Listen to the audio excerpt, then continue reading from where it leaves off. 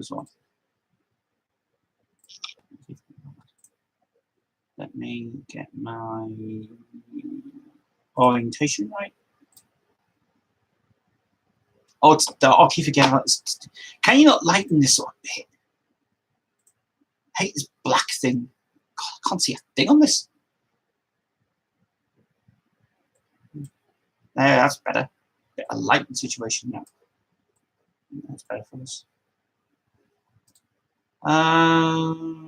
Okay. How do we get the link for this thing? Yeah.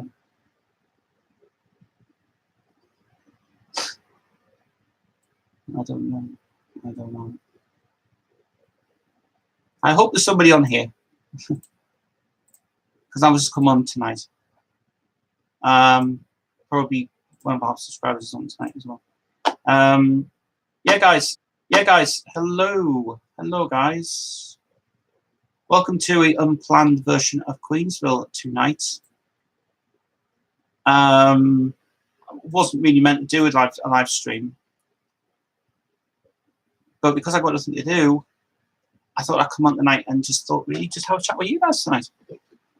Because I don't have anything to really do tonight. Because I mean, I know on a Thursday, I normally be out on a Thursday night, going down to see all my mates down Raleigh tonight and go have a few drinks and have a relaxing time and have a good night.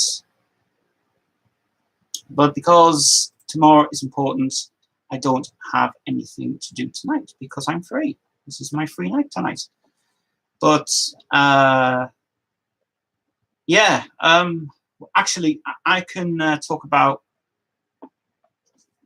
this tonight. I'm going to tell you guys what's been happening with this.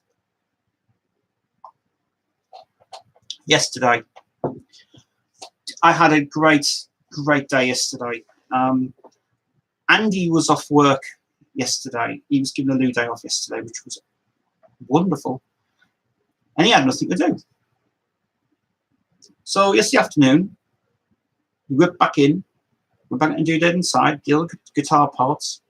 The garden light sounds absolutely phenomenal. We're still over the moon with that. He's just nearly finished it. Very impressed. Very impressed. And the other news is, guys, we have some videos planned as well for the next few days. The next few days. I wish it was a few days. Next few weeks, we're going to concentrate on doing some video uploads for Jade and Jodie and for their channels, because Jojo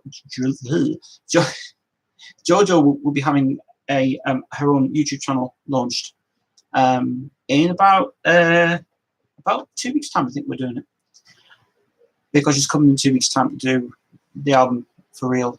Because we just need it, because really it's going to be 2 days' work of vocals to do. And as soon as we've done this album, we can plan it for next year as well, for the next one we're going to do. Because we've got a lot of things planned for next year. And I'd like to talk about them, but I can't. And the things that you keep under wraps, apparently it's not going to, because it's things you can say, but obviously it's kind of inconfirmed. That's what it is. I had some messages this week. Actually, I'm going to do some of the comments page right now, actually. Had a couple of comments from let me have a look.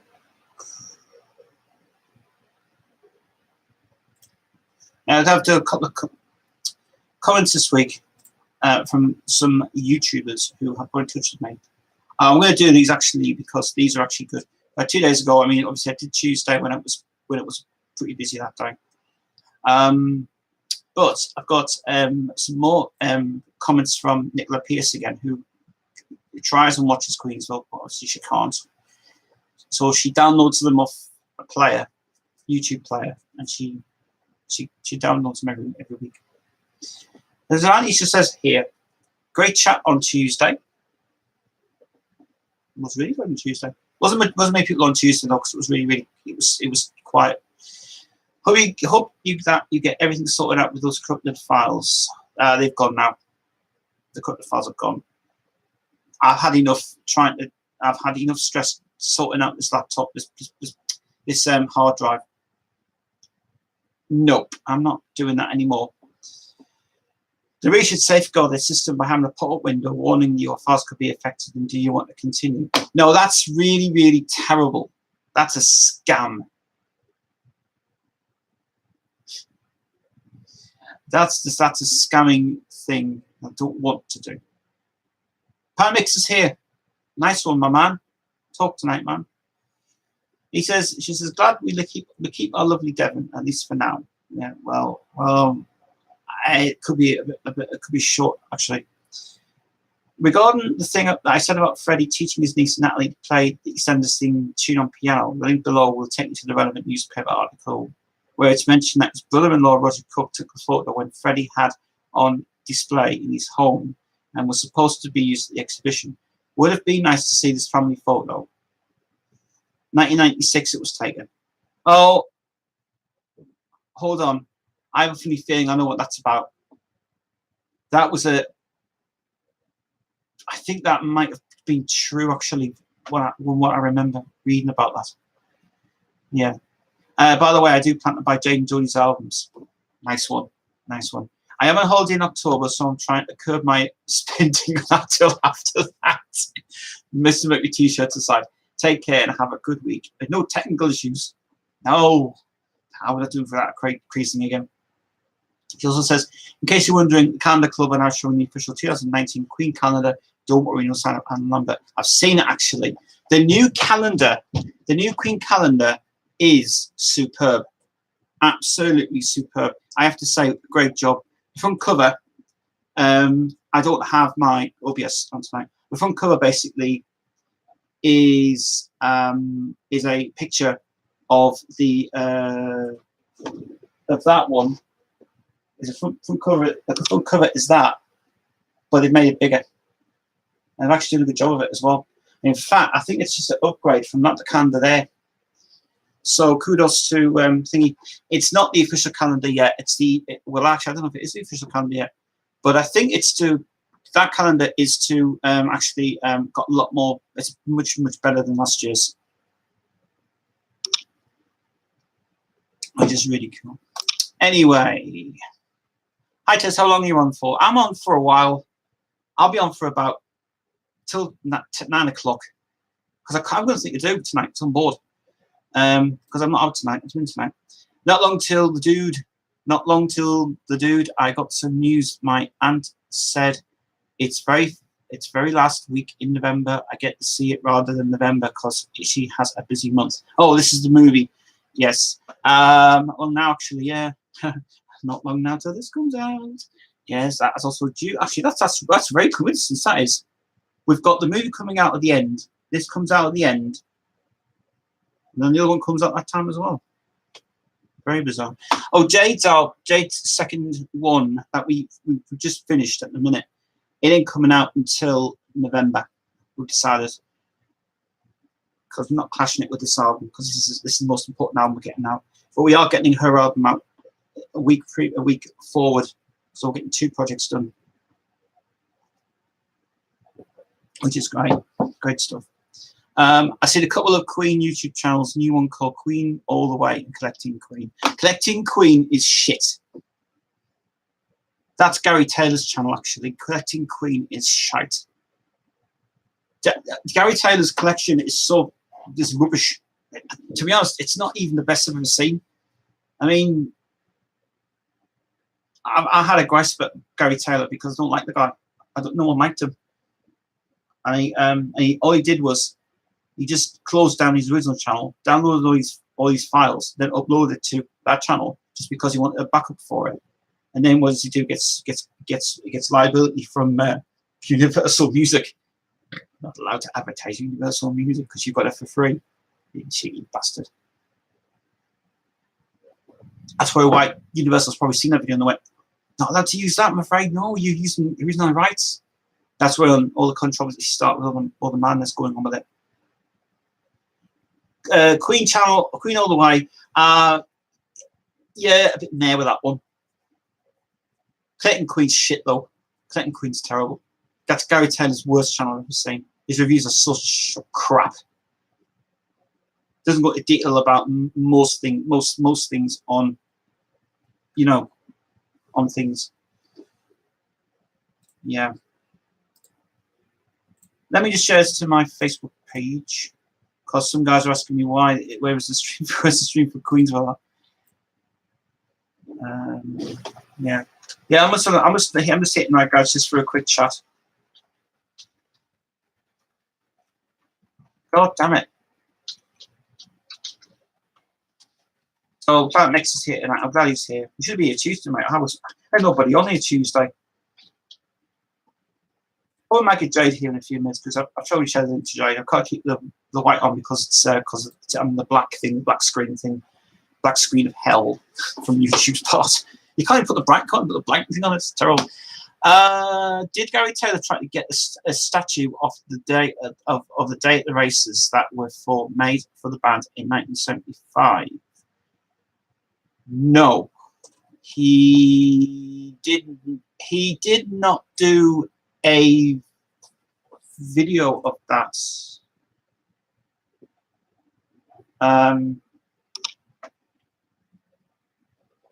Gary's collection is absolutely terrible. When me and Chris watched his channel, right, we were really not. Chris was kind of like, I mean, I'm glad he actually did complain. He said, "It's got a lot of good stuff there, but that's not. That's kind of really him. Not even got all of the stuff. That's Gary Taylor's worse than that is. But you know, I can't say anything bad about the guy. It's just the fact that I don't know whether you want to call him an expert with it, or is he just showing off? Even Mark was saying about it. Mark Bryden, he was saying that he wanted to say that showed up his arse, because he always kept saying to me, "Did you see his little channel?" I says, "Yeah, but I'm not interested. I'm not really impressed with it, you know." And he says, "Neither am I." He says advertising stuff that's kind of like coming out now. What I am waiting for is this. What I am waiting for, Planet Mixer, is this new thing coming out, which is the. I just want to see this press release coming out of this thing. This press release should be really good indeed when it comes out. I want to see that first press release in the morning. I want to get the paper in the morning. I want to see the press release in the morning. I want to see it. I work out where some of the 20 tracks went, and two bonus and 3 were B-sides of the Miracle Search singles. So there was 15. About still I think so 5 were taken away out of the 20. Yeah, you probably might have seen our stream on Tuesday. We talked about me and Mark is going to do a demos and unreleased material video for you guys. That comes up in October, where I'm going to be absolutely busy because I've got a lot of things to do. So I am actually very glad that the bonus, the demos stuff that we do want to do the demos thing, because the demos thing was something that we really want to do for a while. I never got a chance to do it with Crystal because I never had the information. But I've got to type out a massive Queen thing for him anyway, which is like 10 pages long of all the demos that were issued and why they were not issued, why was it not on this album, why did it not even present it that way from us. So that'll be a good conversation with me and him. Is going to discuss that. But here's something else that you probably want to know. This is something that got me yesterday. Mark texted me yesterday and he said, "I've just heard the new a cappella version of Somebody I Love on Heart FM." I went, right. And I mean, obviously, Somebody I Love it's one of the most greatest songs I've ever done. But as you may know, I spoke to Mark about this before, and he says apparently that that this new, because I told him about the new, I said did you hear about the fact that he's done the fanfare, 2070 Fox fanfare now? He's done that. And he says, yeah, no. I says, why he's done that for? He's ruined it. And he says, that's because we asked to do it. That's why. More money. More money. That's what it is anyway. Yeah. I have to say, My Life Has Been Saved has to be the best B-side ever released. Why was it not on the album? It could have been brilliant. Well, good story about that. The version, it was actually intended to be on the Miracle album. It was actually supposed to be Rain Must Fall was not meant to be on it. The reason that they had to put that song on was because it had to be replaced, because they didn't want to find out that Mercury was coming at the end of his illness thing, sort of thing. The Queen version of that is brilliant. The version on Made in Heaven is the same exact thing, but without the talk on the end of it, which is kind of what it is. But I do love that song. Well, they wouldn't have worked for the album, though. That's my opinion. I look on Spotify. Yeah. Jay needs Spotify in her life. She's going to kill me for that. Say, wait, it's mine. It's mine, precious. I look at Spotify. Roger Taylor has some cool favourite songs in his playlist for Life on Mars, David Bowie. Good song. And Bone Slippy, that song from the movie Trainspotting. What's your thoughts on both songs, Ted? Right. Life on Mars, right, David Bowie is absolutely phenomenal song. I think that is one of Bowie's amazing tracks. Actually, that track was done live in the studio. You can hear at the very end that the piano fades off and he comes off the piano and talks on it. That was actually done in the studio itself. David Bowie songs in the 70s was fucking awesome. I mean, he's an identical replica of Queen music. He also went to that trail of, actually, if you listen to Bowie's first ever album, no, not the first album, the Space Oddity album, if you hear that first Space Oddity album, that is an amazing album he ever did. So good. The last track is a 7-minute song he's done on there. Wow. Absolutely flipping amazing. Born City from the movie Trainspotting. I never saw that Trainspotting film. I refused to see that, actually, because of the drugs and the aspects of the thing of it. Don't get me wrong, it's a great movie, but that's not for me. The song,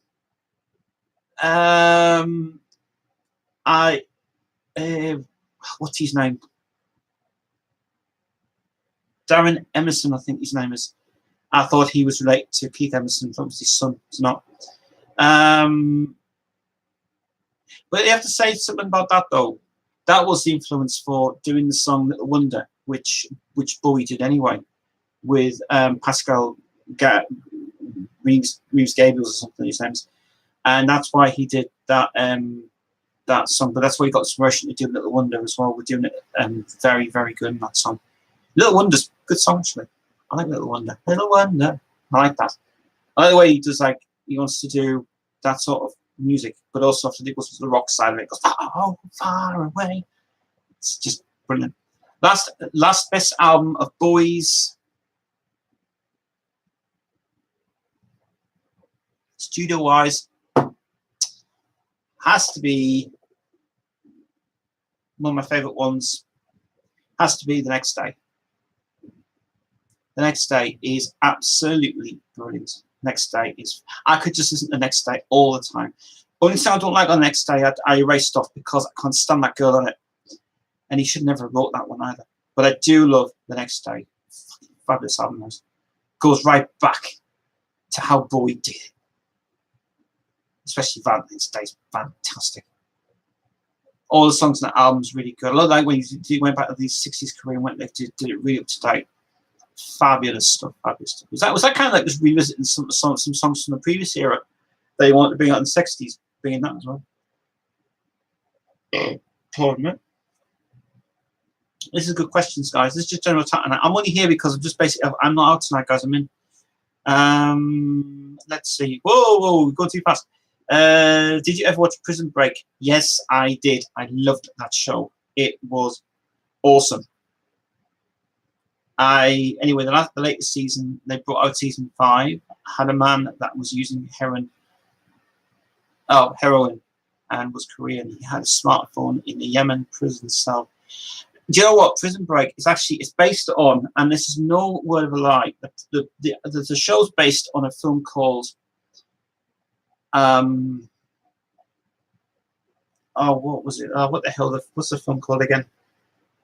Midnight Express. That's actually based on Midnight Express, the whole thing. If you've ever seen Midnight Express, it's one of the most powerful films to ever watch, and the ending just makes you so, it just gets you a lot. I mean, I really do love that film a lot. I remember when me and Chris watched it, he watched it 3 times and he said, this movie is fucking unreal.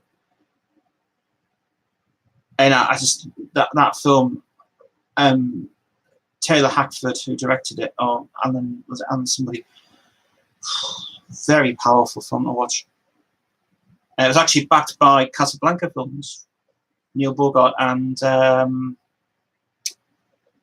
Peter Gruber, who, when they formed Gruber Peters Company, the film company, Casablanca Films were just wanting to back it up. Because the reason is the soundtrack. The soundtrack is by George Moroder, and the song The Chase is so brilliant. It's really, really good. Good soundtrack. That was the only single that was released as one A side. That's cool. And he played over, and We the Champions had little side stories, characters stating he was brought in prison. Yeah, there's some good episodes of that. I know that if you ever watched a channel on YouTube, DVDM, who no longer is doing a channel anymore, it's dead. Been dead for years now. It's she did a massive DVD review of Prison Break. She just got all 5 seasons and she just said it was brilliant. But it's a shame it got cancelled, the show. Hey, what's that? In a little side story, this character stating he was brought in prison for stealing Mercury's ashes, and they at his place, and also how he escaped prison. All he wants to do is have a Queen-Songs party, and how a fellow person says, "Yo, this ain't no time for a Queen party celebration round the run." That's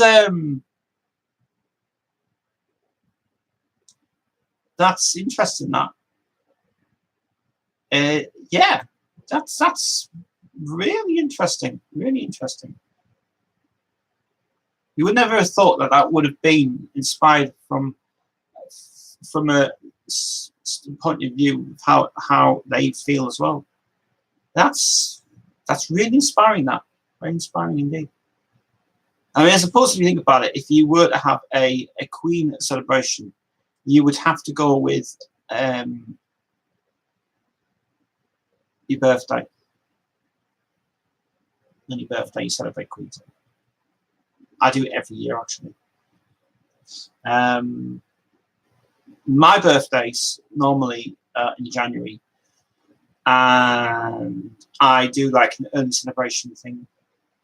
I mean, it does state you're supposed to celebrate on the day, but seriously, why the hell we want to celebrate on a Saturday when I like to celebrate on a Thursday? In fact, me and Jade's birthdays come up weirdly enough, come up in the same week. So hers is on the Wednesday, mine's on the Thursday. And but we're celebrating both birthdays on Thursday, which is double birthday. So yeah. So I'm up for that.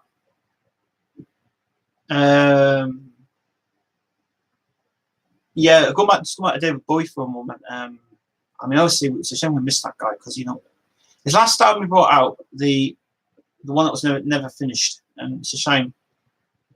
the Black Star album is one of Bowie's last ever amazing albums to date. I think the title track is the whole album's so mysterious. But I do have to say, one song that he did do on that second track, she was a whore. That's based actually on The Man Who Fell to Earth, the movie, and how he was stating the fact he was singing them. You can tell though in his voice, in his singing voice, that he was not well at the time. But even the video for it, the Black Star video, I think you can tell that was painful to film.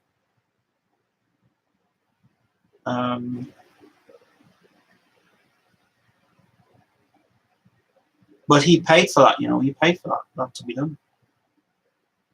But he is really amazing, was an amazing star. And the last live album that was brought out, Bowie,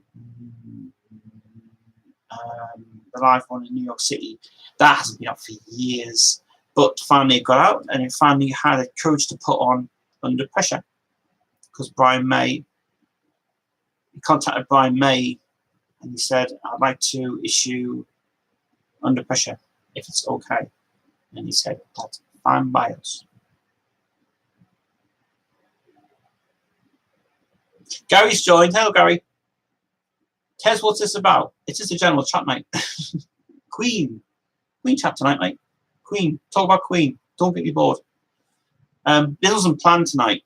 This was basically just a one-off thing because I had nothing to do tonight. So I thought, oh, come on here, why not? We haven't done anything so well. Yeah, I'm going to be here till about 9:30. Let's see. Planet Mix has got all the questions tonight.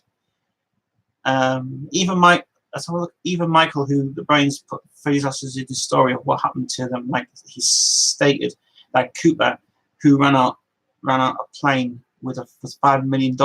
My God, sounds very similar to with Con Air. That thing. If you watch Con Air, that film, fabulous film, man. Fabulous film. Great soundtrack as well, actually. Mark Mancina, who did the music for Speed, got a great award for that album. Speed soundtrack's fabulous.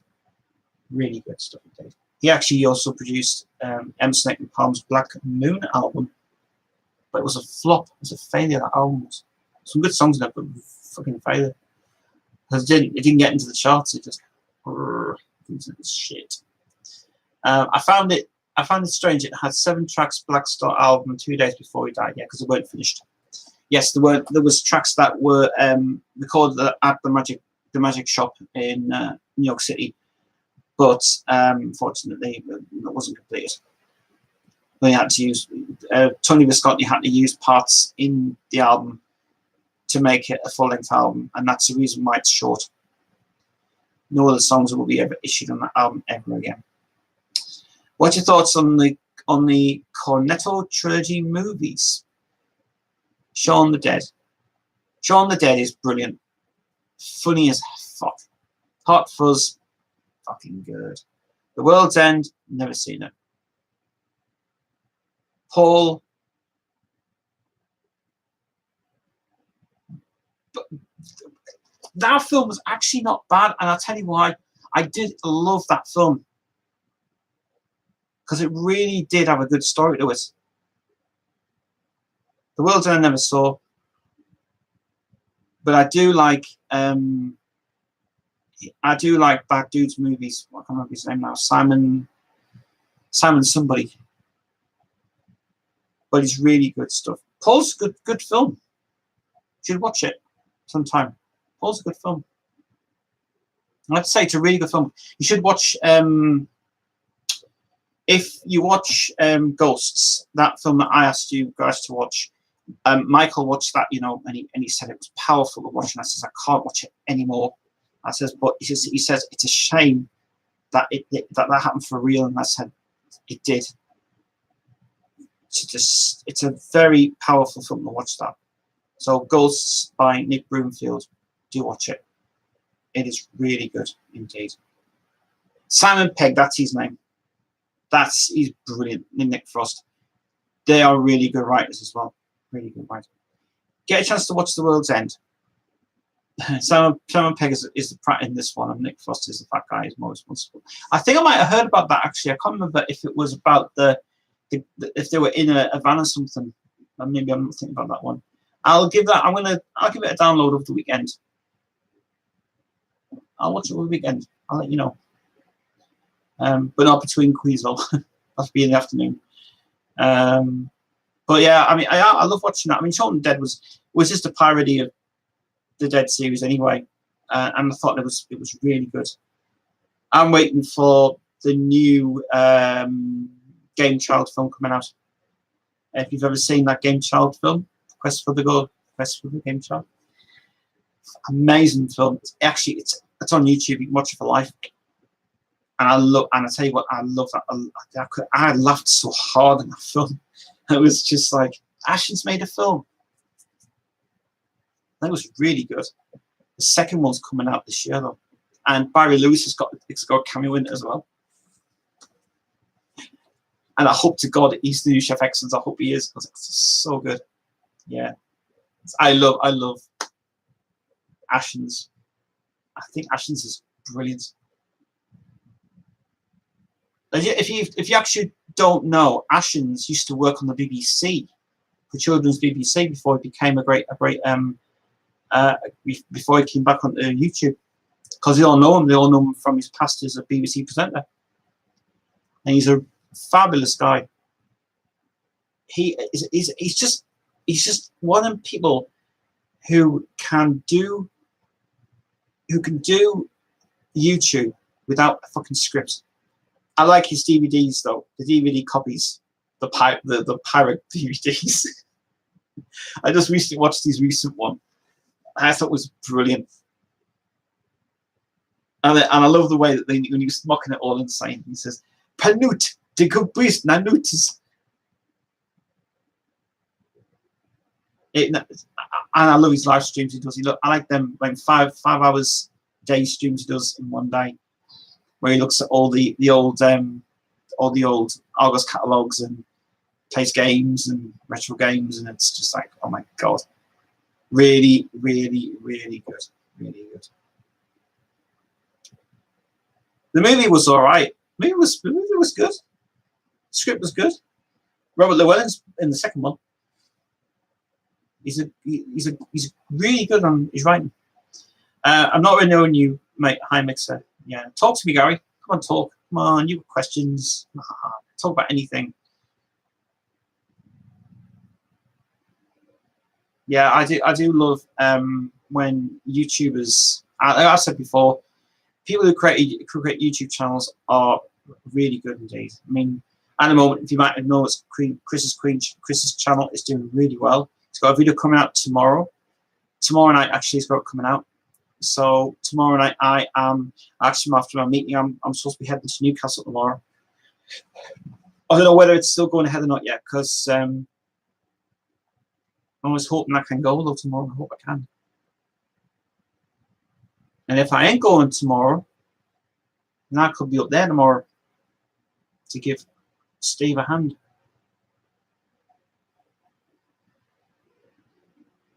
The little guy in Ashton movies, Warwick Davis. Yeah, Warwick Davis. He's presenting a show now on ITV, isn't he? He's got a what was it? ITV offered him a show because he was famous.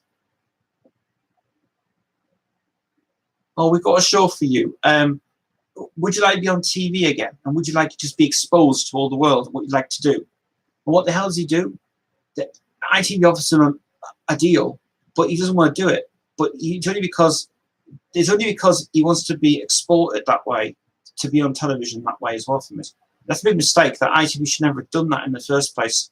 So whatever that quiz show is he's doing, get it off. Why the hell is he? His movies are good though.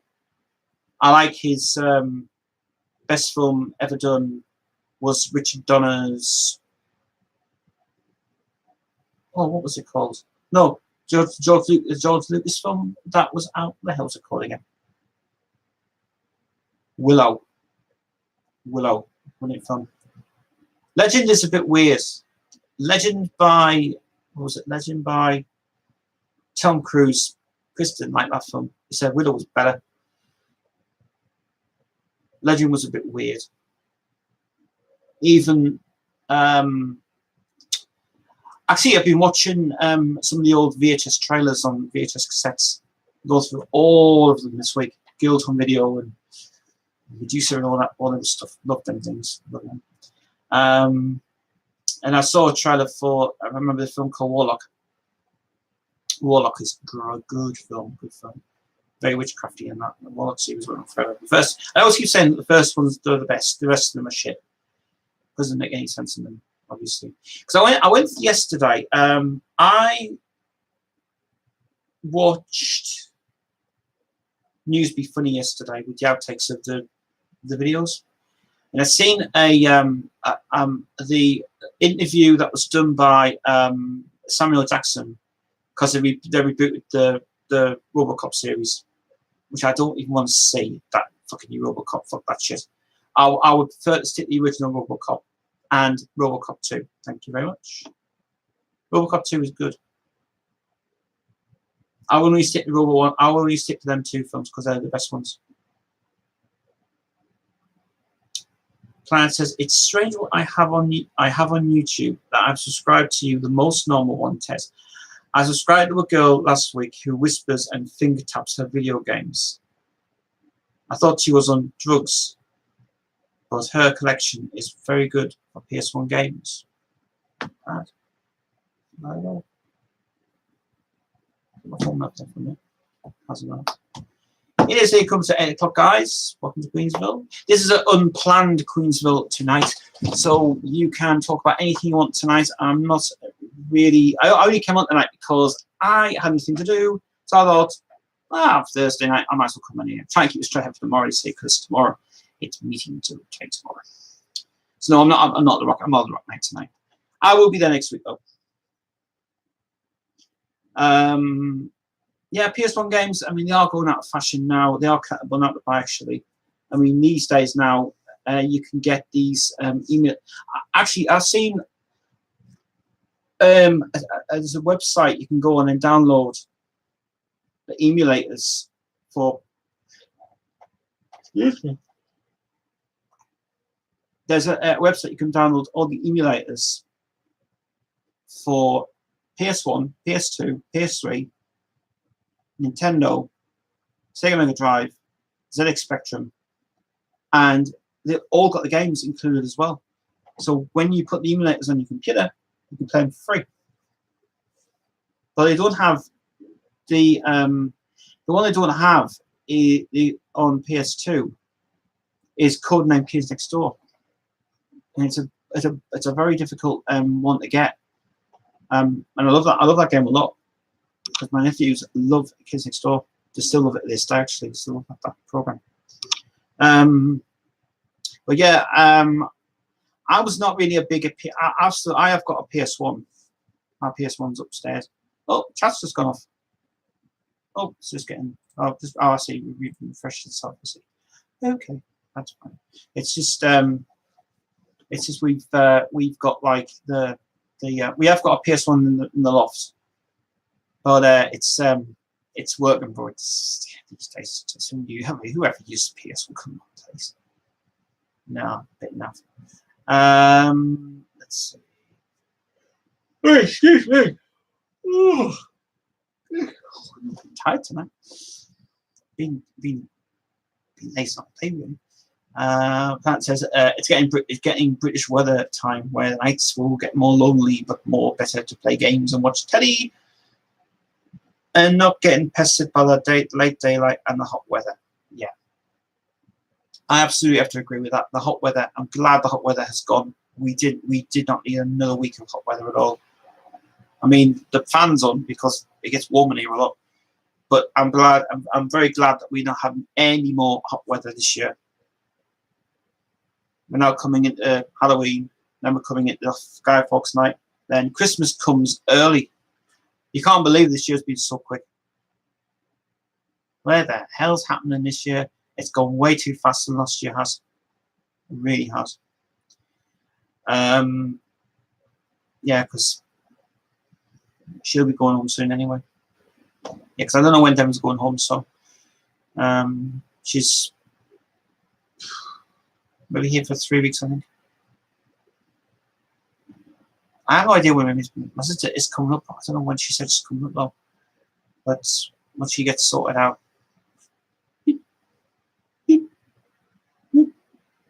Home. I agree, it's just going too fast. It's just going ridiculously fast. Whatever happened to decent weeks of stuff going on? Man. Anyway, did anybody see Kerry Holzman's recent live stream for the past few weeks? Have you seen the amount of computers he's got buried in his house? He's got 7 computers that he has to build, and he's buried in so much work that he's got all these towers, 7 towers in the house, and he can't keep them in the house much longer. And he's really, really, really been terrible. He'll do a vlog this week. He'll say, I am underworked this week. There's so much work going on. He's had to do live streams every day because he's had to try and get the computers out of the way. And I'm thinking, is this guy ever going to get back to building more computers? I hope he does. Because some of the live streams I've seen are just boring. It's like, yeah, I like to see the end of the week, but I don't want to hear about. I don't want to hear about videos about coolers, and why would I want information about a cooler? Well, I know about the coolers anyway. Why would I want to watch the information about video cards? I know what a video card is. I know what to do. Don't get me wrong. I mean, fair enough. He's giving information about it on his channel, but if we guys know what we're doing with computers, that's fine. So I don't need to watch it all the time. If it was something informative, like a broken computer that will be coming in, I'm for that. I don't need to see more building videos. I've seen them all. If it's something I need to learn about the new things, yeah, probably, yeah, but it's cool. Did the wave hit Sunderland, Tez? We had some tree branches and a cliff snapped down too. Yes, we did. Yes, it hit here. Outside here. This, just right outside my house, there is a fence. The fence blew over. Tree on the back got blew over. I saw in Scotland today a video on Facebook, which is really bizarre, of somebody drove past the house and there's a tree landing like that, and literally all of the earth has literally just come over it like a. You should see it. It's unreal. Seeing it on my page, I went, "What the fuck?" That was really, really weird. Really weird indeed. So yes, we did get it. We got it strongly yesterday. I was worried about power, like the telephone lines up here. Oh, I was literally worried about it because me and Des were walking outside yesterday. We walked up, and I'm trying to figure where I'm pointing. This way, the shop's here, right? Up there is a shop. Round to this way, not this way, where you're going up the road here. You come to a little ditch way like this, and then all of a sudden you got power. You got telephone cables coming everywhere. Very dangerous it was yesterday. So I thought we better hurry up, Devon, and run. So we did. Poor baby I couldn't go around. I couldn't take her yesterday. I had to though. She went out twice today. Let's have a look. Little history tears. Nice one. Little history. Just keep coming, guys. Don't worry. I've got this mouse sorted out. See, I told you I can handle it. Little history tears. I knew you were on I knew who you were. You were back on YouTube back in 2011 when you were doing the Queen 43 Masters back when you started. Yes, that was correct. Well, I didn't start in 2011. It was 2009 we started. Please bear with me. It was for a long, long time ago it was. I had no idea how the site works. It only took me 3 years to understand how subs work. My first liked video I clicked on was Queen Romania channel in a video of 1977, 30 minutes long. Queen Romania to this day is brilliant. It's a shame that this game's content blocked though. Well worth it. Now it's just good to know that, man. So you got subscribed since 2011. It's a long, long time. That's when we started the. When I started the. Well, I only had 3 of the 40th box set, but then when I managed to get it on download, I got the whole collection on download, and when I did the artwork, that's when people got really interested about it. To this day, actually, I love that video I did anyway from it. It's a shame it's in 4:3 because the camera was getting naff and everything. But yeah, I mean, I'd like to go and revisit some videos again, actually, that I haven't done for a while. Like the vinyl collection was only done this year. We're not doing that anymore. I need some new content, guys. So get some suggestions tonight. Actually, that'll be good tonight. See what suggestions you have. Because I'm going to go and have a coffee in a minute because my throat is getting dry. We'll take 2 more questions and then we'll get your questions in, and then we'll have a break for just about 5 minutes because I need to go and have a coffee. Gary says, games I got a 620 game mini like NES Retro with 2 controllers included, just plug and play, 30 quid. Haven't found time to play it yet because I fancy Far Cry 5. Far Cry 5 is fucking great. It's great.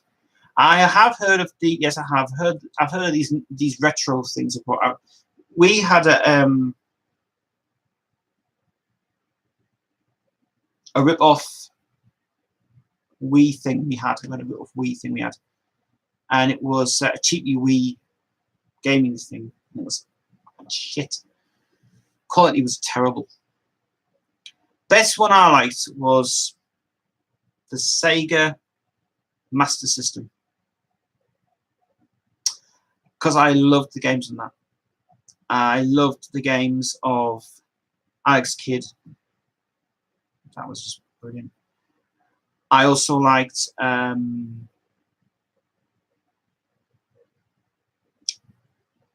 Mickey Mouse in Chocolate Land thing.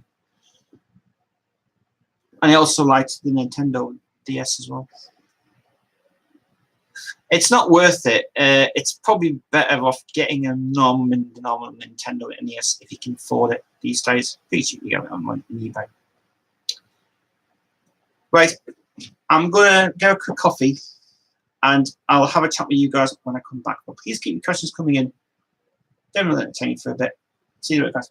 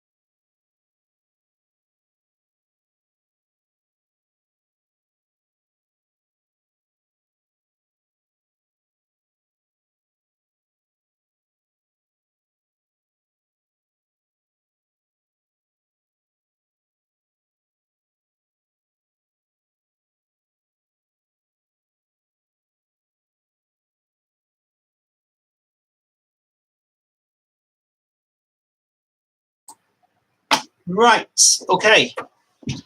Welcome welcome back. It's 8:15. It's live here on Queensville tonight. It's just basically here for a chat, guys, because we don't have anything. I don't have anything planned tonight, so I thought, well, I'll come on here. So, right, so we got a couple of questions. That's good. Let's have a look. Let's see. Let's see. Pamela says maybe perhaps a 15 favorite Queen with one rule, or with one rule, only using the Queen studio albums one track each as a video idea. Okay. I'm not sure what he means by that. If I don't say, it means my laptop is out of juice. Go connect your goddamn battery and come back on here, you silly person.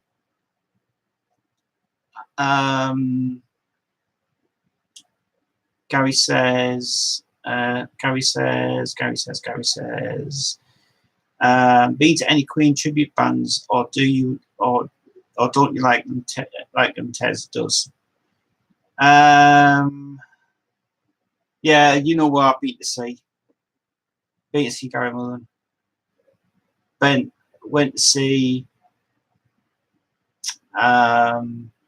Magic. And obviously, you know that I went to see Real Rocky. Real Rocky was brilliant. This is a good show. I went there with a couple of friends. It was really good. My video idea test for you mean, hey, my video idea for you, mean Gary. Sorry, what was? Oh yeah, Gary. I thought you were Jeeping mix. Going out with juice. I saw him a couple of years ago in Scarborough. Bye, Gary. If my power off the laptop goes off, connect your power supply. Wasn't he? Yeah, Gary was on holiday in Skegness this year, and he went to see I can't remember what he went to see now. But he said one of the bands he went to see live was really good. They just happened to be there because I went. I didn't go for the Mullen factor. I went for the Queen factor.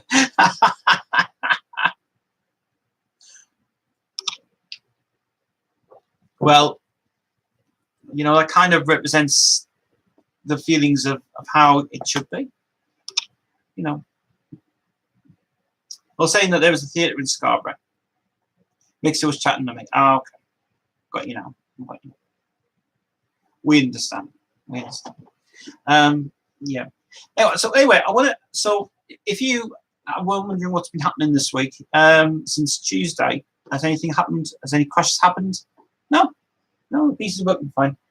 I think this fan needs to be seen to again. I think it's full of dust inside it, but I'll have to sort that out later when I can. No, the piece has been fine. No, there's no heat issues, there's no crash issues. It was the memory that I found out it was, and no, I have not recovered the files. I seriously just don't need them anymore. We've already said what we needed anyway, so no, we're not doing any more of that stuff. It's like what Nicola was saying before about the thing she said. It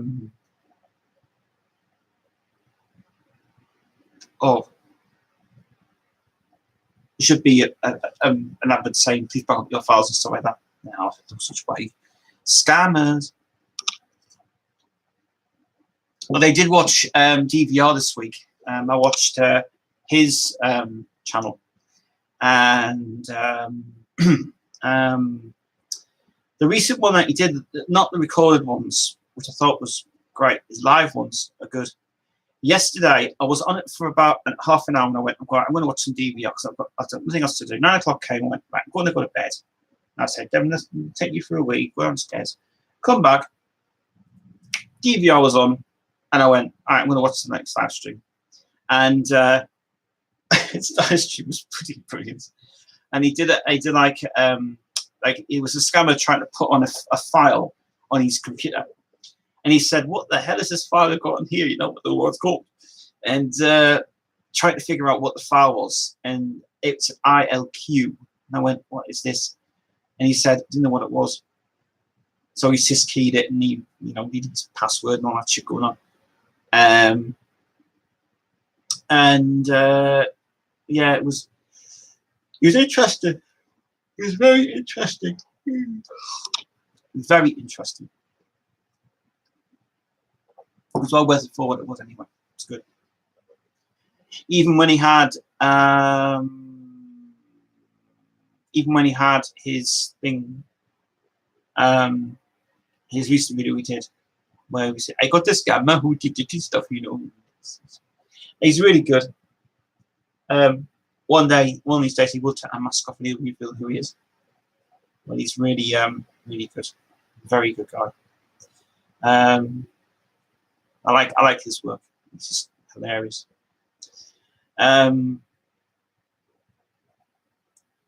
of the questions that I do get sometimes on this channel is, are you planning to do any more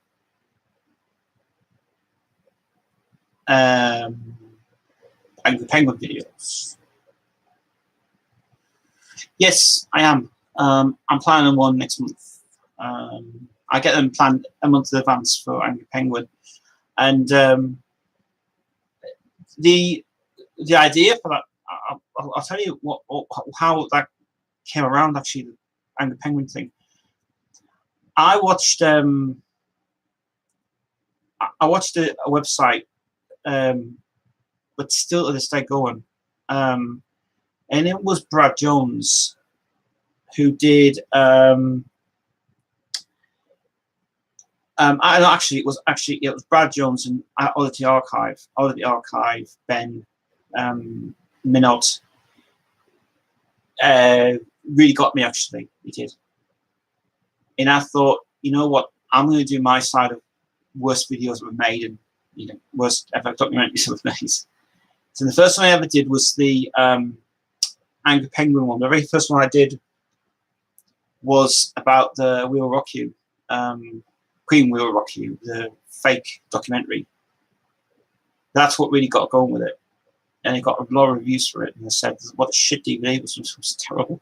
Using actual 4x3 images of Queen stuff and from Live Aid, and it was like having copyright issues and stuff. And it's like, there's no point doing that. Queen Rock Profiles, it was called. That was the first one, and the second one was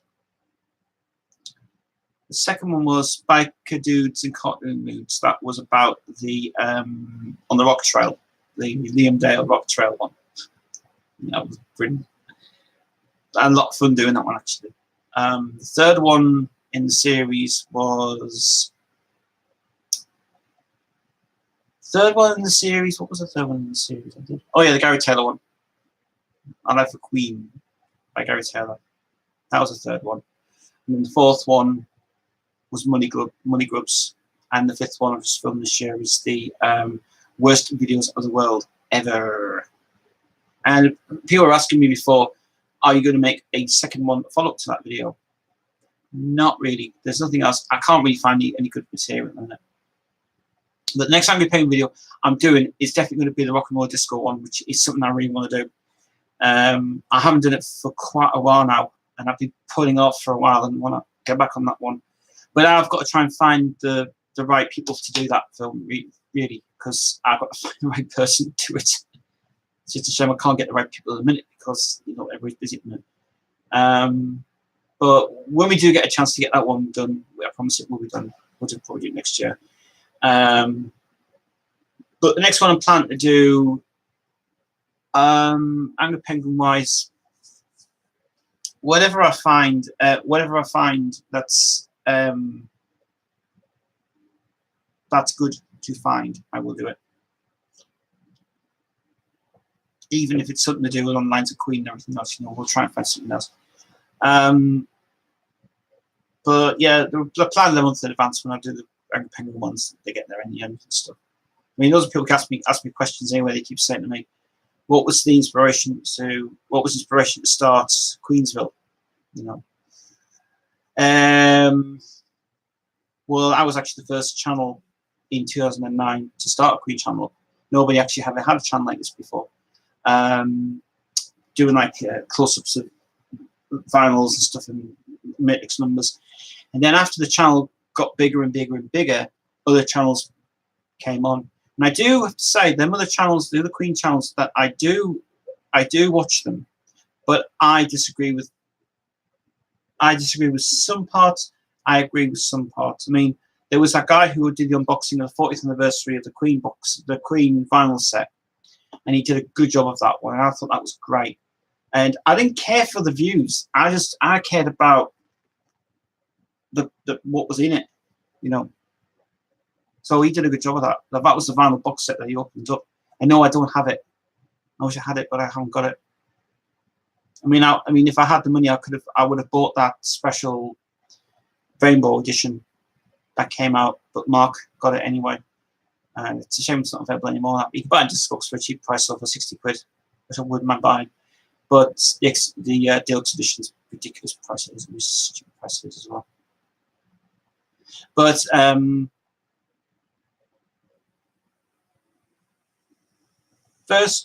the first Queen thing I ever bought. John Daly's here. John, good man. Questions, please. First Queen item I ever bought. Well, you all know where it is. Box set. That was that's actually a replacement box set. Actually, it's not actually the second. That's the second version I've got. Yeah, the first thing I ever bought was the Queen box set, and I really loved that set a lot. That set is still to this day good. My original one got stolen. If you go back to the videos I recently, many years ago, saying where was the original box set at, I realised that somebody wasn't stolen. Apparently, my dad sold it by no means of a lie. He stole it off me and he sold it. He should never have done that. And that was ridiculous to do. John's here. Questions, my mate. Good to listen. Just listen to Live at the Rainbow. Listened and watched Live at the Rainbow from '74 and The Night of the Odeon from '75. Really mind blowing as always. What's your favourite Queen concert? Well, first of all, I'm going to say I really would not. Right. First thing I want to say, Live at the Rainbow, the DVD and the audio, fabulous. Now the Rainbow, don't bother with the DVD. Just stick to the audio version of it. But they should reissue that really for it. Favorite Queen concert? I've got two actually. I'm going to say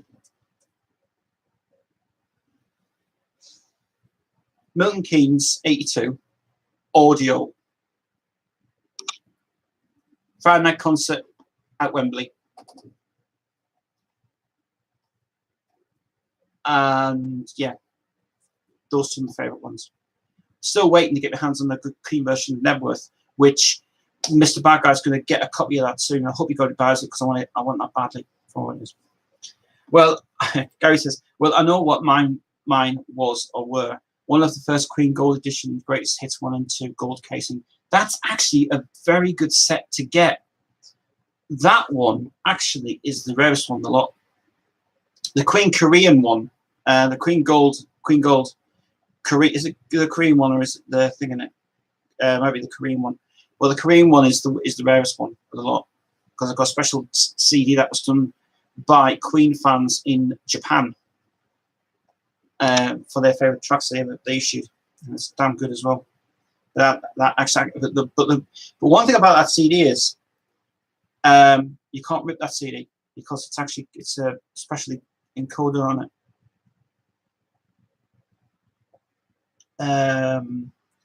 Which after Queen Live at Wembley '86 cassette from a Walkman player. Tapes were good in them days. Really good. Do you think they will bring out Queen Live in Hyde Park from '76 on DVD? No, they will not. But you can get the official bootleg version of that now on eBay for £20 on the Wardour label. And in fact, if you go to discogs.com, type in Wardour Queen Hyde Park, there is a version out there on bootleg, which is fucking outstanding. The DVD, I don't know about the DVD of it, but there is a DVD included in that set.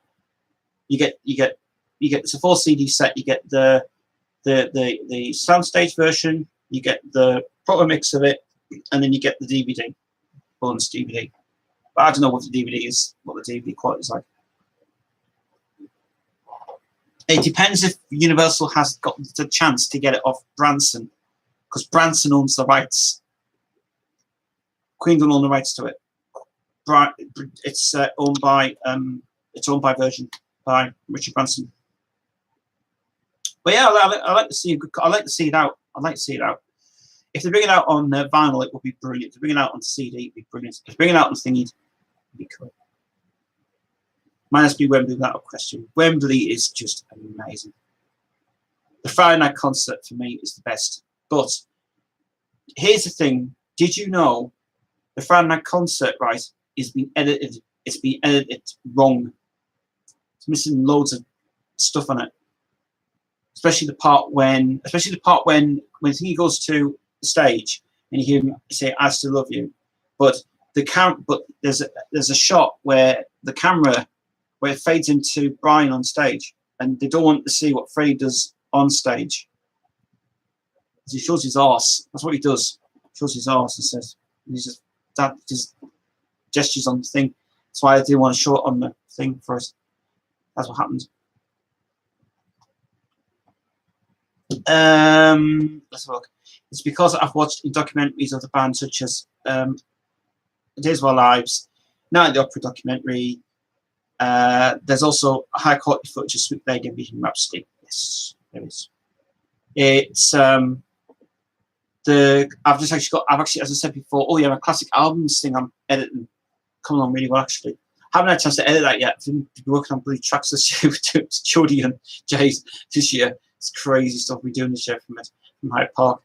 The version that was exclusively available as a bonus feature on the Night at the Opera DVD, Sweet Lady, is a new master they found in the vaults that has never been issued. It's sounds incredible in it as well, and it is raw sound on it.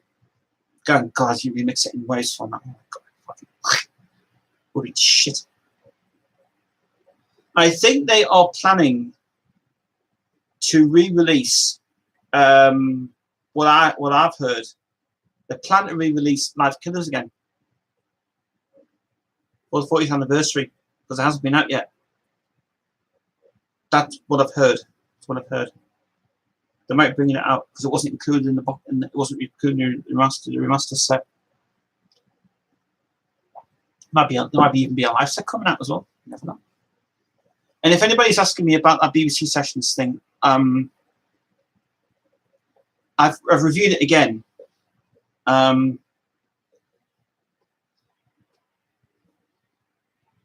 think I'm really best off not buying it, to be honest. I know Mark's going to say, why are you putting it down as downer? It ain't complete. None of it's complete. Like, where's all the stuff from? Where's the stuff from 85? Where's the stuff from 84? Where's all the Nebworth stuff? Montreux stuff? Not included. The BBC had to be very careful when they did it. I do know this though, that on the News of the World box set that's just been coming out, they've included the uncut version of the BBC version of the full version of We Will Rock You is full on it. It's in full on that CD, and I'm bloody glad they did restore it as well. Well impressed. So yes, why the hell it's not in the friggin' BBC Sessions is beyond me. Yeah, I just looked Queen Online. It's all about twat face in Queen Las Vegas. That's what I'm sick of. I mean, like I said before, if you've seen the new calendar, it is that cover actually. They've used on it, but a better version of it. And in fact, they've done a good job. Yeah. Twat face. Can't stand twat face. Can't stand them. Whatever is between, whatever's between the band and him, I want to say, go away and just get out of Queen. Just go away forever. Get Mark Martel to come and replace him. Just got Salt to replace him, please. It's like when some people were saying to me before, when they said about Mark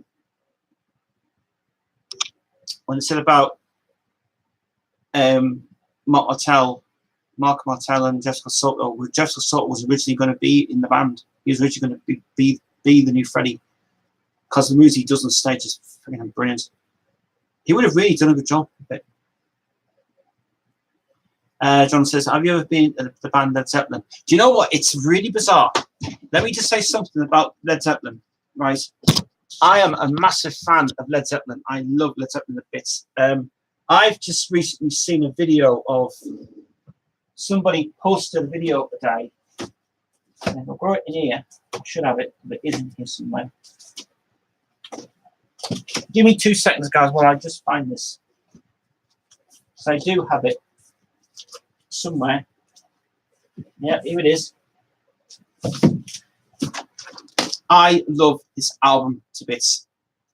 Somebody played this today on Facebook and have this version. The full version of this is outstanding. Outstanding. This is the original version of the album. And the vinyls are not in here because they are actually in a reissue down there, which I didn't want to put them in here because it was going to get damaged. But I love this album to bits. This could be one of my favorite albums to die for. Sound quality on this is brilliant. In fact, I think it's better than the original CD release of it. Led Zeppelin, fucking awesome. Can't go wrong with Led Zeppelin. You can't. Massive fan of Led Zeppelin. I love all the albums. Apart from For Your Life, I can't stand that track. I also heard Queen was influenced by them. It was true. It's true. If you listen to the live version of See What a Fool I've Been, on the Rainbow version of it, with thingy on it, it has actually got Dazed and Confused on it, because they were influenced by Led Zeppelin. And that's why when they wrote the song Innuendo, it had a Zeppelin feel to it, because Jimmy Page loved that song when it came out, and he loved it. They were actually originally going to have Jimmy on that song, but because they couldn't get him and they were touring, they got Steve Howe from Yes to come and do it, because they met in Montreal at the same time. And actually, they by the off chance just met by mutual contacts really for it. And I also like Yes as well.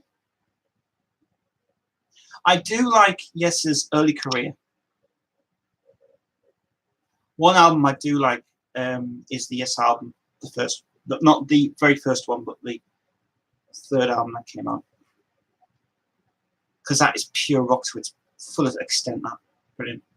Yes, huge fan of Led Zeppelin.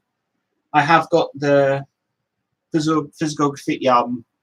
I'm actually after the Italian version of Led Zeppelin 1, but it's hard to get. My dad had it on the original vinyl, and the Italian version is fucking loud. It's really good quality. But I'm trying hard to get that one. That's the one I really want. I'm trying to get it hard. In fact, all the Italian versions of Led Zeppelin albums are really good. These sounds incredible. Always heard of the band, yes, but never really gotten their music. You should definitely listen to the Yes album, the green one with the head on it. I do have to say, the song "I've Seen All Good People" is outstanding. And listen to the first album. It's on YouTube. Listen to it. Listen to What's the first track on it? Bow, bow, down, down, bow, bow, down, down, bow, bow, down, down. What's the first track called again? Do, do, do, do, do, do, do. Oh, Yours Is No Disgrace.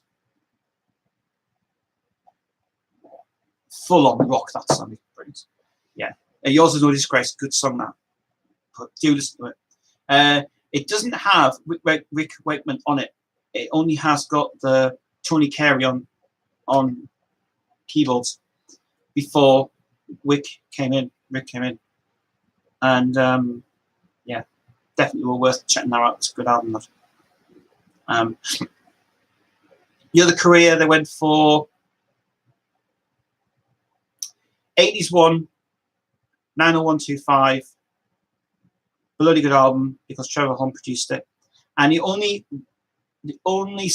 album with Trevor who sings on the album is 1979 album, which is the only one he sing on because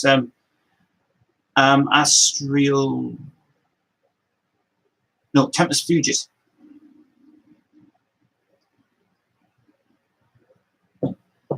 Let's have a look. I'll watch a film after here. Wind Down the Reed. More. David Williams. Started the Midnight Gang. Quite big read through. Take me about a week. David Williams is brilliant.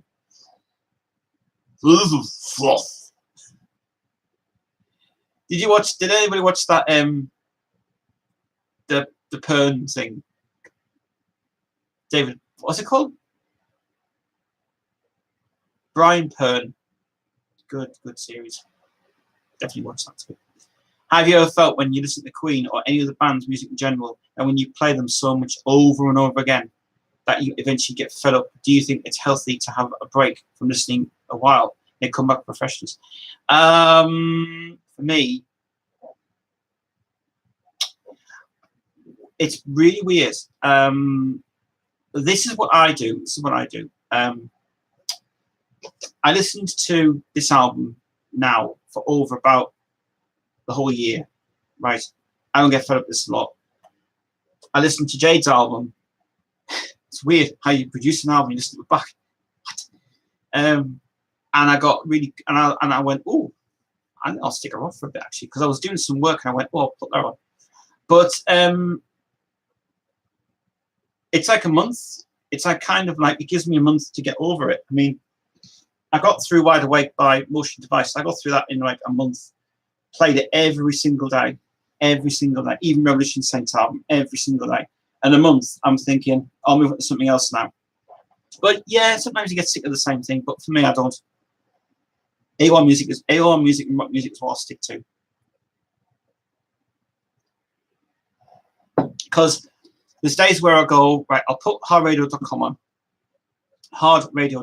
on, and then I'll think, right, what's up reading on hardradio.com today? And it's like some brilliant stuff.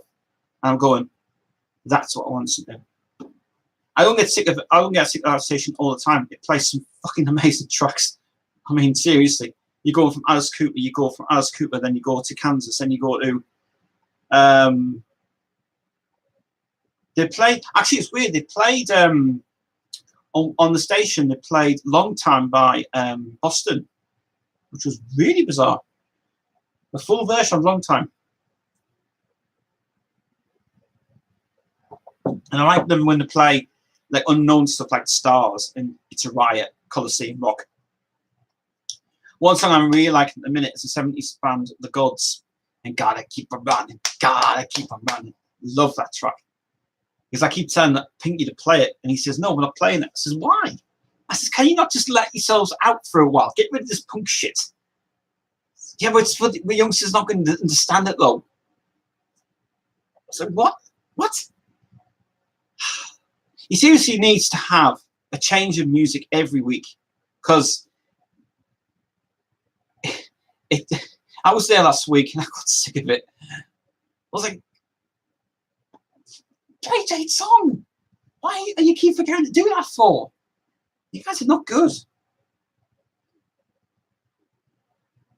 Yeah.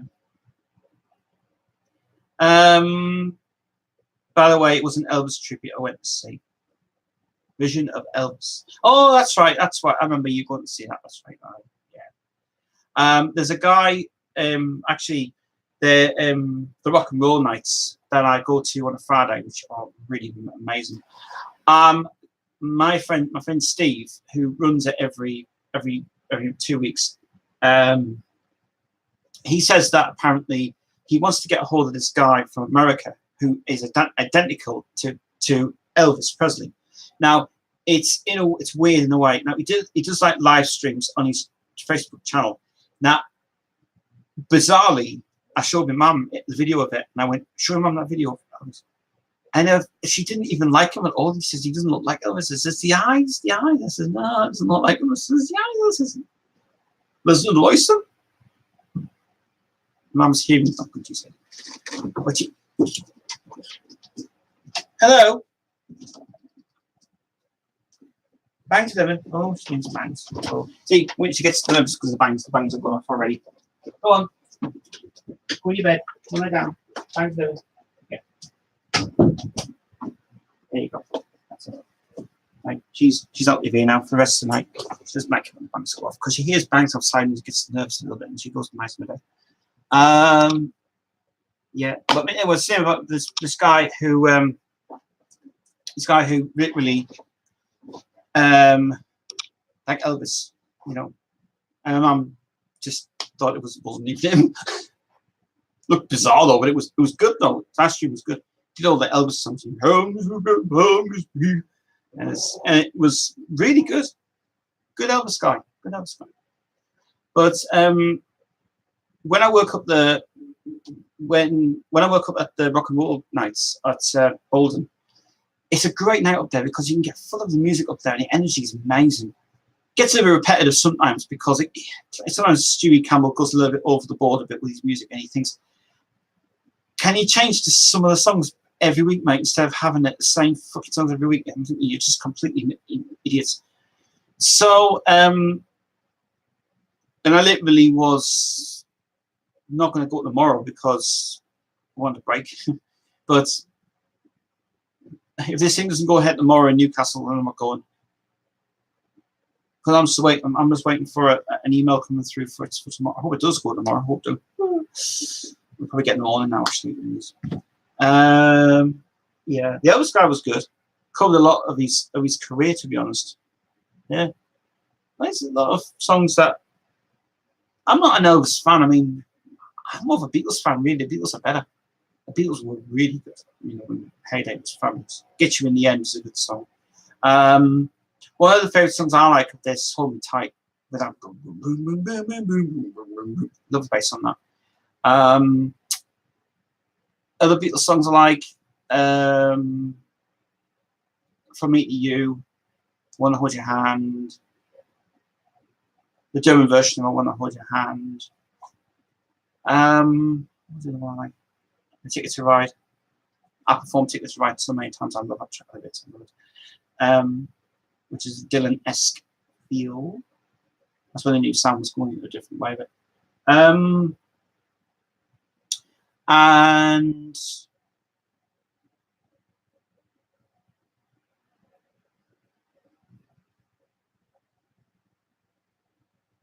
Helter Skelter as well from the White Album. The White Album I think the White Album is very, very good. Like what Paul McCartney said, it's a fine album. But White Album's brilliant. I think it's actually one of the most important albums ever made, that, because it was more of the rock sort of side of the Beatles and I wanted to get. Especially Eric Clapton playing on My Guitar Gently Weeps, which is very good indeed. But Beatles for me, Elvis, nah. It's just, I don't know about, always about me and Elvis. For me and Elvis does not comply to it. I mean, remember that other guy that came out, Jimmy somebody, who was the second Elvis guy with the mask on it. I love you, you love me. What's his name? Oh, what's his name?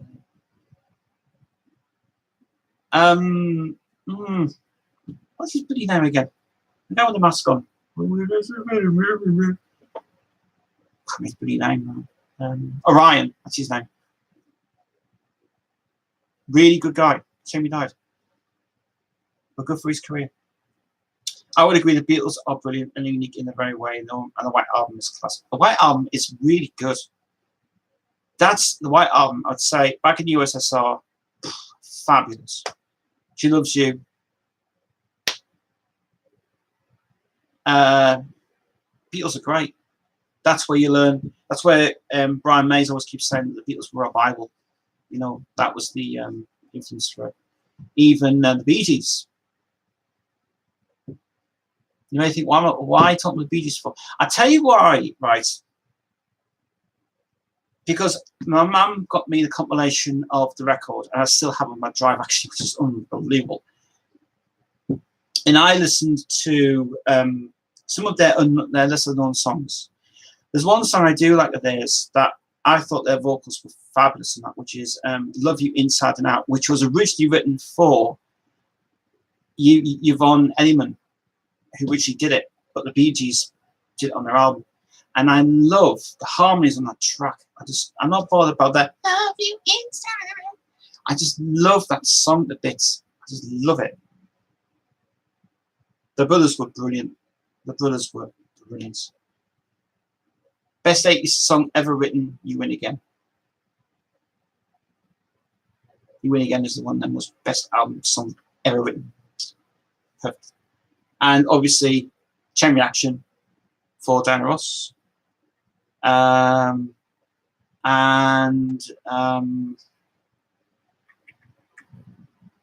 Heartbreaker as well. The Bee Gees were really good in their career. Alongside the fact that they did never ever, I wish they had done the song Hold On To My Love that Robin Gibb wrote. Because it was a Robin Gibb solo song. A day you're in mine, and I couldn't wait another seat on the day. And it was actually a Bee Gees song, that. But Robin didn't refuse to sing it, and he went, "Oh, I'll just give it over to someone else and stuff." But it would have worked out great for a Bee Gees record. Great for that. Hold On To My Love is really good. But yeah, the Bee Gees were fabulous. Last album ever done. This Is Where I Came In. Not a fan of the album, but 2 tracks did stand out. Was great work. Man in the Middle, which was Maurice Gibbs' last ever writing on that album. Man in the Middle, perfect song that ever to finish off a fucking good career. That's because I always said that I praised him that Mo should have released that song ages ago. And you know what? Mo did a great job. Fabulous track. Man in the Middle, brilliant song. Really rocky song, that.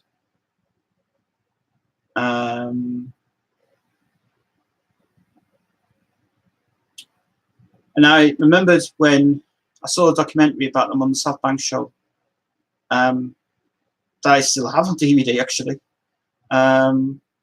Keppel Road was really good. And I liked, I wasn't really a fan of their 90s career. I didn't like the 90s career. I didn't like that Still Waters album. That I felt that was just really trying to repetitive the ESP album. I mean, fair enough. The songs are written about his daughter and he's written about his wife and stuff. And I mean, bringing Arif Mardin back in, I don't know why the hell the bother bringing back in. Anyway, probably it was just the fact they were trying to do something with the music or something. I don't know. But it's a shame they flopped that album. It didn't do very well. But Still Waters is not a good album. It's not one of the best ones. The only song I liked of that was Alone. That's it. But here's something else actually about the Bee Gees that I probably have never talked about. This is an interesting story actually. This one. Barry Gibb made a solo album called Now Voyager, And I had it on vinyl many years ago, and I didn't know if it was a solo of a Bee Gees thing or anything. And I looked at the cover and I went, it's Barry Gibb there. And I just bought it. I bought it for the cover art. And I read the back of the credits, and I read, oh, it's a song written by the Bee Gees, but it's a solo album. And I bought it on vinyl. I brought it home, put it on, and I went, this is not bad. It sounded like Barry was trying his hardest at that album. And one track that made a single, which was Shine Shine. And this was also planned for the movie he made as well, which was a thing. But there's a lot of good tracks on that album that I wish to God would have been a great success. Well, one track I liked on it was called The Hunter, and that was written up by all four members of it: Barry, Robin Morris, and Blue Weaver wrote it. The Hunter, fabulous song, fabulous. And I thought, wow, what a song. So, but the argument happened because he got signed in America to MCA Records. The MCA, Wisdom, they said, you know, we need a single from the album. And he said, well, if we're going to release a single, let's release one single. Only one single ever came out of that album, that was Shine Shine. Because apparently it says in some respects, MCA Records released the single Shine Shine as a means for a radio play. But it failed to be a commercial success for them. So they released that single. Then what did they do? All of a sudden, right, this is the most bizarre thing I've ever seen in my life. As I was on Discogs the other week. Now, so the single comes out, right, gets radio play. Awesome. Yeah, Barry, listen, we need a cover shoot done for the single. And he's thinking, okay. And he said, are you still in America? And he's thinking, yeah, I am in America. We just need a quick shoot done for the cover art for us. And he's thinking, right. So let's meet you in LA and let's go to the beach. Wrong move. So anyway, and this is all on Discogs, by the way. When they go see that single, Jeff Barry Gibb Shine Shine too. The cover art is ridiculous. So anyway, so they're doing this cover shoot for it, and Barry's coming on the beach and he's getting himself ready and he's thinking, what's the shoot going to be? So pathetic. I think I found out why I did it as well. So it was Tom's version and Sammy's version going to be out. And Sammy's version's been successful. Let's go down the beach. Let's do a sort of bad mistake. Let's do a cover like the Penthouse magazine. I was like, what? And apparently he said, well, we've got to do it quick because we haven't got no other choice. So anyway, so Barry takes off his top, gets a towel around him. This is legit. And apparently the shot is him with his towel like that because he feels like he's come out the shower.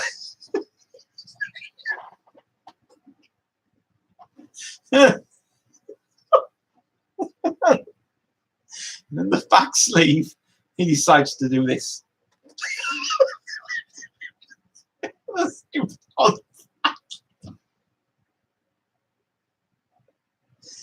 And I'm thinking, and he's thinking, is that it? And he's thinking, what a fucking disaster this has been. And that's why it didn't sell.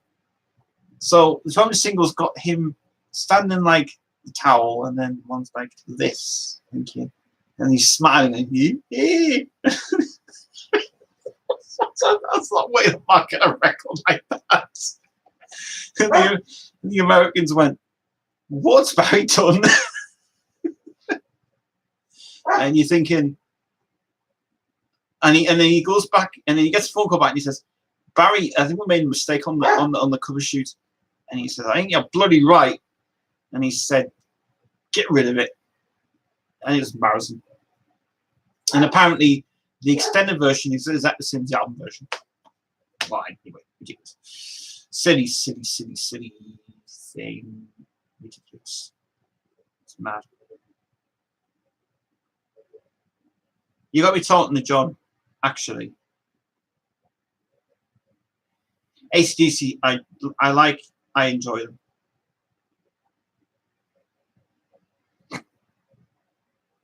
No, I'm not going to talk about AC/DC. No. Too much stuff going on with AC/DC at the minute. I don't know if they're coming or going or what. I don't know. It's up to Angus now. No, yeah, Angus now. He's got to make a decision: stay, go, or retire. Saturday Night Fever is on Netflix. I got us to watch it now.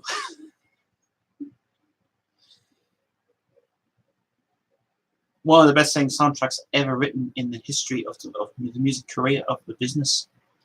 Still to this day selling. It's a great soundtrack. Great soundtrack. Yvonne Elliman's version of A Kind of You is great. Fabulous album ever made.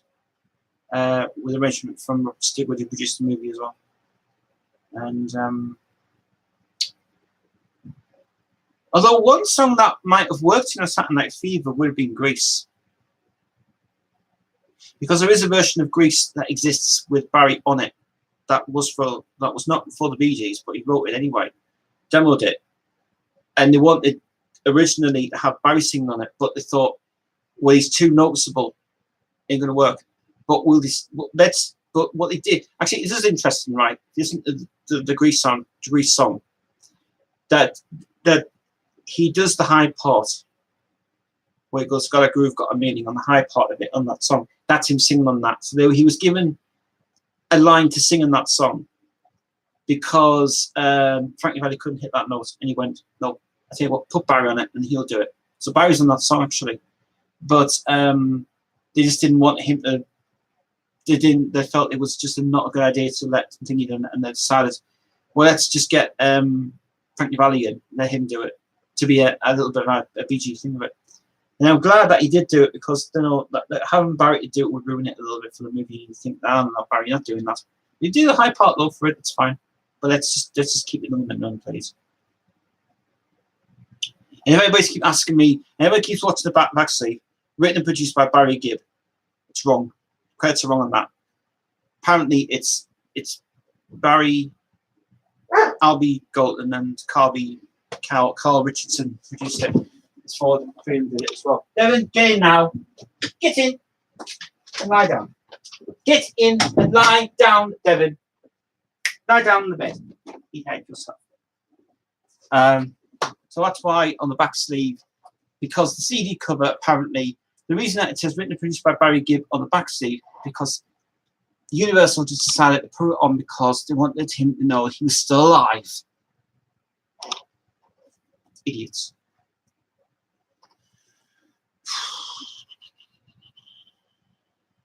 Other favourite iconic classic rock bands you like and enjoy apart from Queen, Led Zeppelin, and the Beatles? Oh, nice question. Right, okay. Well, here's one of my favourite bands I love of all time. Apart from the fact I don't want to hear them at Rise, but here's something I'll tell you. Right, some of the favourite bands I love from the 70s. I've already talked about one band, Bad Company, Badfinger. Fabulous. Badfinger, Bad Company, Free. Oh, got a lot. Small Faces, Humble Pie, Nazareth. Who else?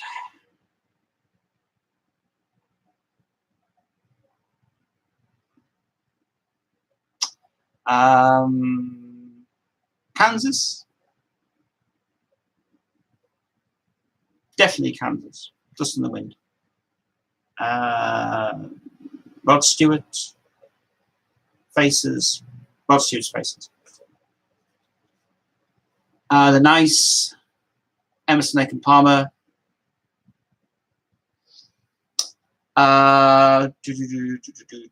Classic bands.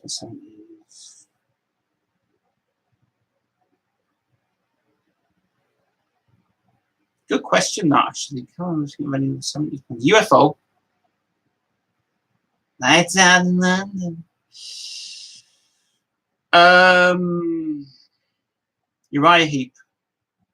Motorhead. Definitely going Motorhead.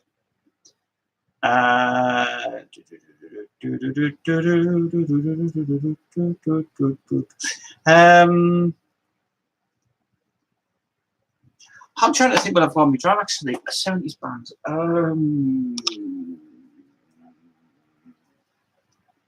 Budgie.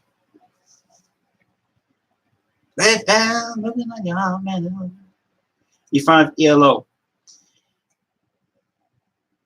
Be very honest.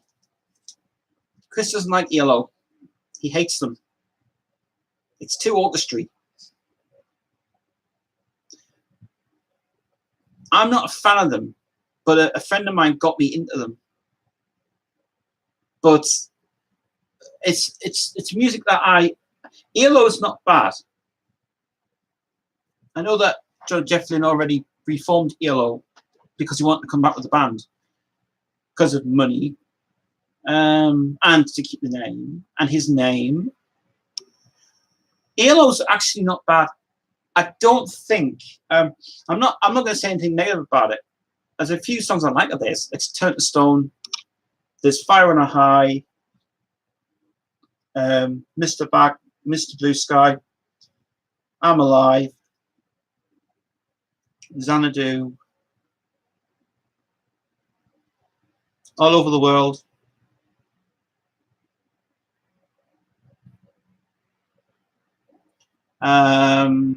Oh God, who else was on there? Some of the ballad stuff I don't like. I don't like Telephone Line at all. Jungle's good. I like Jungle. Out of the Blues, one of the most amazing albums ever done. Out of the Blues, brilliant. Rock and Roll is King, fabulous song that. I also like from the 70s. There's 80s it is. 80s rock bands. Let's go to 80s rock bands now. 80s rock bands. Right, here's the thing about Blinded by the Light, right? It's not any of those songs. It's actually a Bruce Springsteen song. I heard the original version of Blinded by the Light by Bruce Springsteen, right?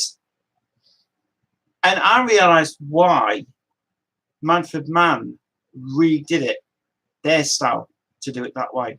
Because they couldn't understand, because apparently, I don't know why this was, they couldn't understand why Bruce's was all over the place and was weird and was just awkward to do. And they were trying to recreate that Bruce Springsteen sound.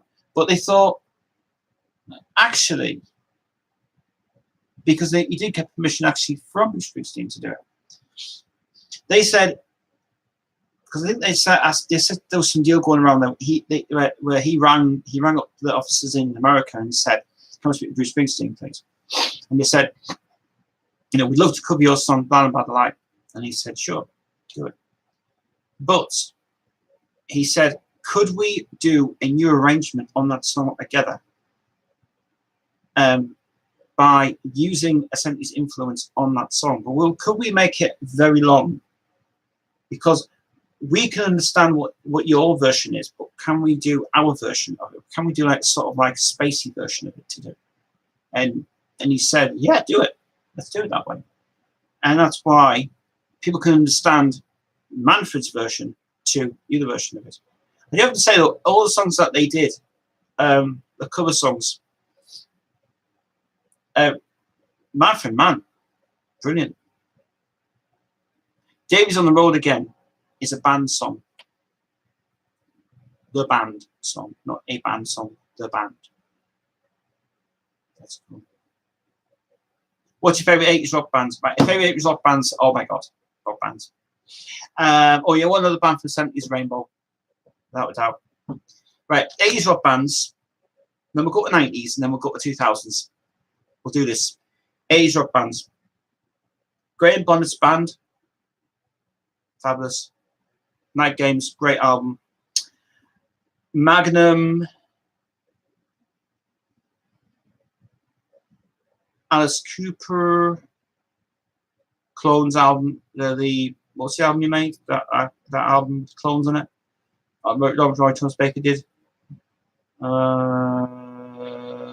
80. Alice Cooper 80s, I think it was called. Great album, that. Alice Cooper 80s is good. Not interested in a trash album. Oh God, 80s bands. I would have to say Kiss in the 80s was brilliant. Eric Carr on drums was a fantastic guy. Mr. Big, fucking awesome. Malstein's Rising Force, we just got Soto in it. Cooney. Steel Panther, not interested in Steel Panther. Good, you got me on the spot there for that. Eric Clapton. I'll talk about Eric Clapton in a minute. 70s career, Eric Clapton was really good. 80s version of Eric Clapton, well, I want to talk about one album actually of his that really spurred off the controversy of the album that he really did. Tina Turner in the 80s, brilliance. Best song ever done by Tina in the 90s. The rework live version of Proud Mary. That version is outstanding because Roger. What was the guy's? Who was the manager? Roger Thingy. He demanded it actually to be re-recorded live in the studio, and it's brilliant. That version fucking rocks. Better than the 70s version. 90s version is fucking awesome. That's one of Tina's best singing on that actually that I've ever heard live in the studio. Fucking good. Eric Clapton, right? Here's an interesting story about the album August, right? When Eric's label, he started off with his manager that started it up, which is Duck Records, with Eric Clapton's label Warner Brothers. The August album became one of his best-selling albums to date. Means the fact that album is brilliant. Tina's on it. Tina's song, Terrence Apart, which was a duet thing. Tina and Eric worked great on that album. That's one of his best albums to date, actually. And the thing about the album is Warner Brothers wanted a commercial album. They didn't want to make it a rocky album. So at request of Phil Collins coming in and producing the album, good work. Tom Dowd and Eric Clapton produced the song It's in the Way You Use It for the film The Color of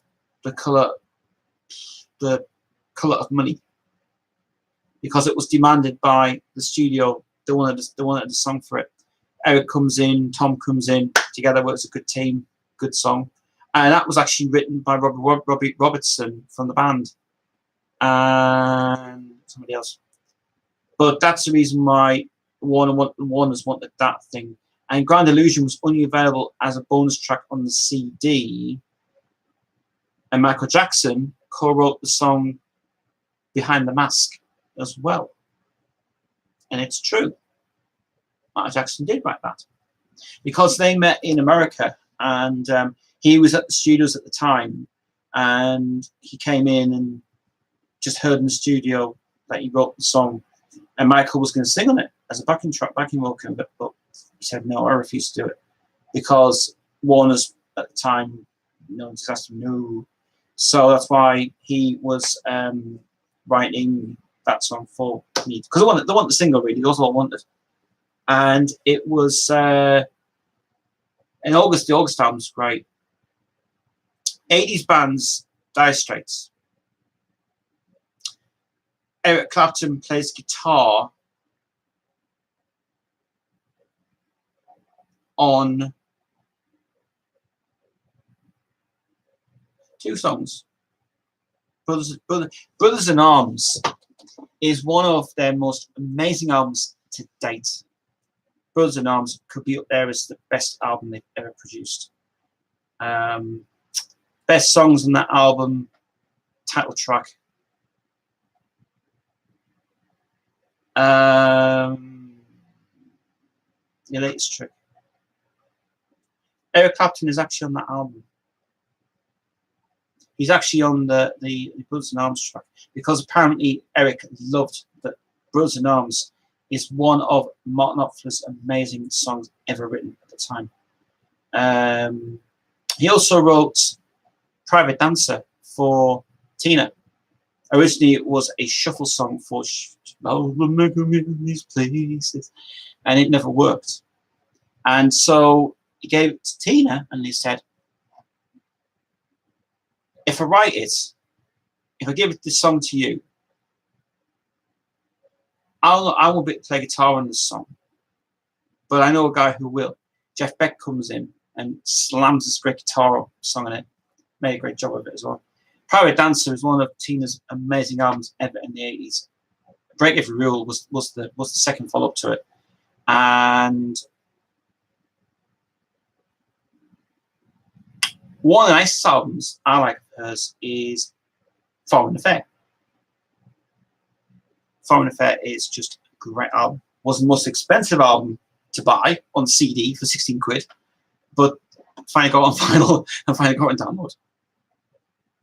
Tina was brilliant. But yeah, going back to 80s rock bands, Dire Straits in the 80s was great. If the 80s had been good, Jodie could have been a success, but she wasn't born at the time.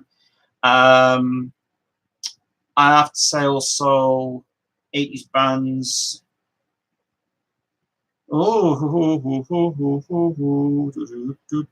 Saxon as well.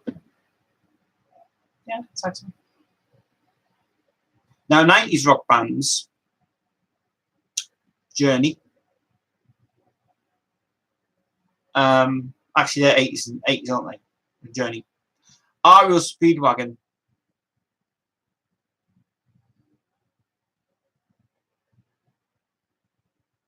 '90s bands are kind of hard for me about that. But going to AOR music, that's a good thing.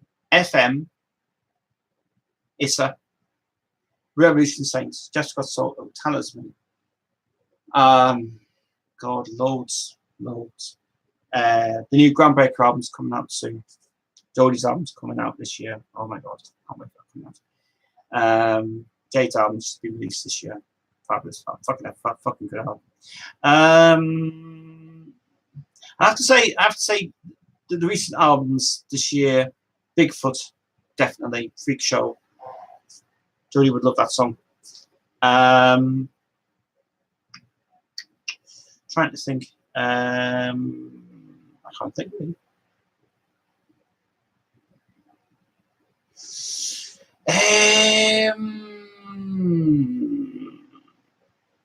Wet, Eclipse, Nordic Union's new album. I can't wait to hear that. There's just loads. Best album of the year. Last year, actually, was One Desire. And it's over there in the corner. One Desire's album. Fucking awesome. And one of my friends at Raleigh's loves that band so much. They're doing their album this year. New album by Snakes in Paradise has just come out as well. It looks like this year's music is getting really good. Also, Magic Dancer's album comes out as well. God, he's a really young guy, literally. He's producing rock music like that. My God, fucking hell. Good career, man. Nice one. One thing I like to know is, why the hell did Frontiers, not even contacting us about this back. They were too busy. That's why they were doing. But I will ring them. I have a means to ring them. So that's my kind of good music I like. Eric Clapton, yes. Oh, one album I have to say I do like out of all the 90s stuff was Rod Stewart's Unplugged album. That was great. It's a shame they never reissued that, because they never reissued that goddamn It's All Over Now. That they weren't to put on the album, but because of the fact that the Stones had a problem at the time, they were not allowed to issue that song for the Stones' royalty rights, because it was only available on cassette. But due to the fact they weren't allowed to reissue it on the CD, there was a Stones fiasco going on. But it would be nice if they had heard that, would be good for it. But no, the Rod Stewart album, phenomenal album ever made. Warner's brilliant job. Patrick Leonard, great producer. Producers I like, producers I love are really good. Way before Queen, when I was younger, I liked country music from Glenn Campbell. I liked him. Country music,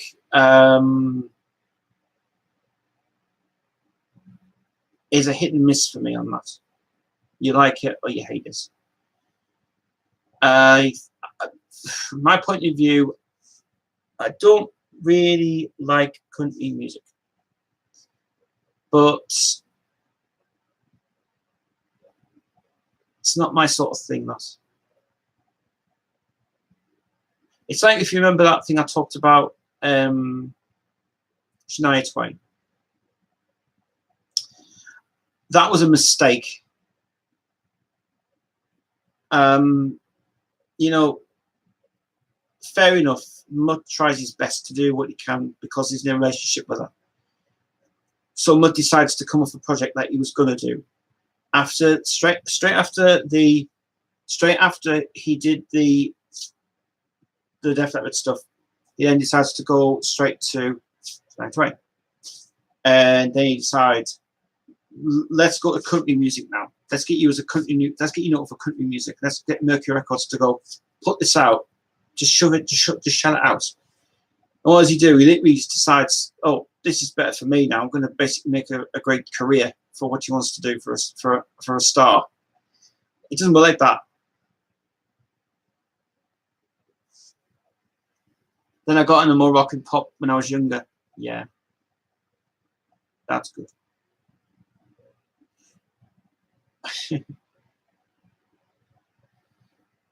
Just going back on that thing, the 90s stuff, by the way.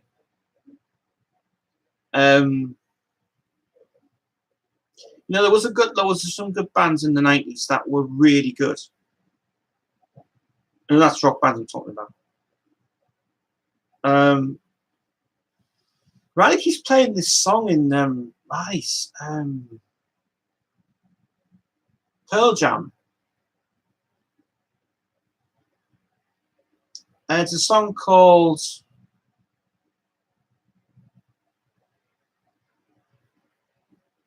I can't remember what the song's called now.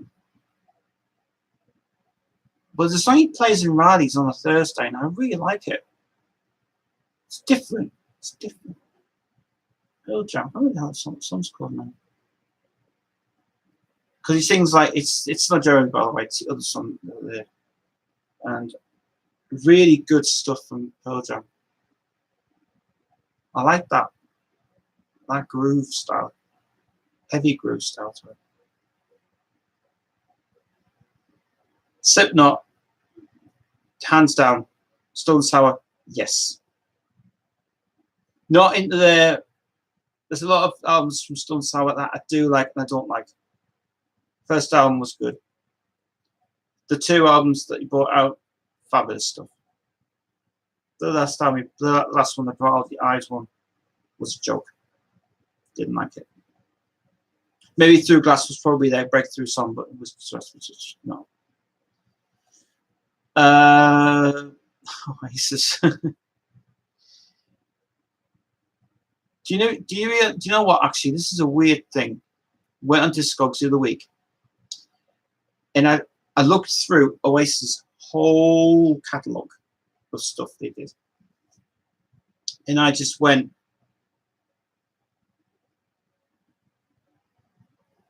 fair enough. They're making albums, but they're ripping off people's music. Could be one of them.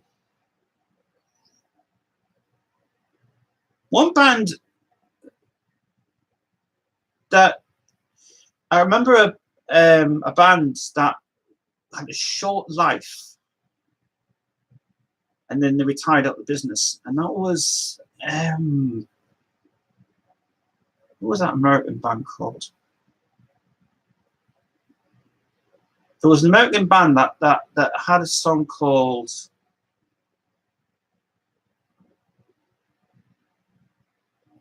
I don't know what they're called.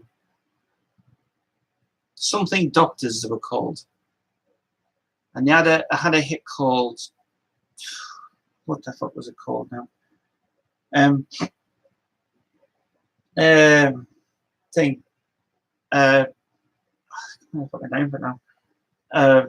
Princes or something. Princes in Life or something they're called. Princes. You know, it's a shame we only had one album that came out. One song I hated of theirs was that terrible, because apparently it was in the film of Beethoven 2, and there's a song that I had in the movie, and it was just awful. Wasn't impressed with it, but I was thinking that the singer looks familiar to another singer in the 70s thing and everything else, and that's weird. But not saying that I was a fan of this, but it's just them songs were kind of like weird.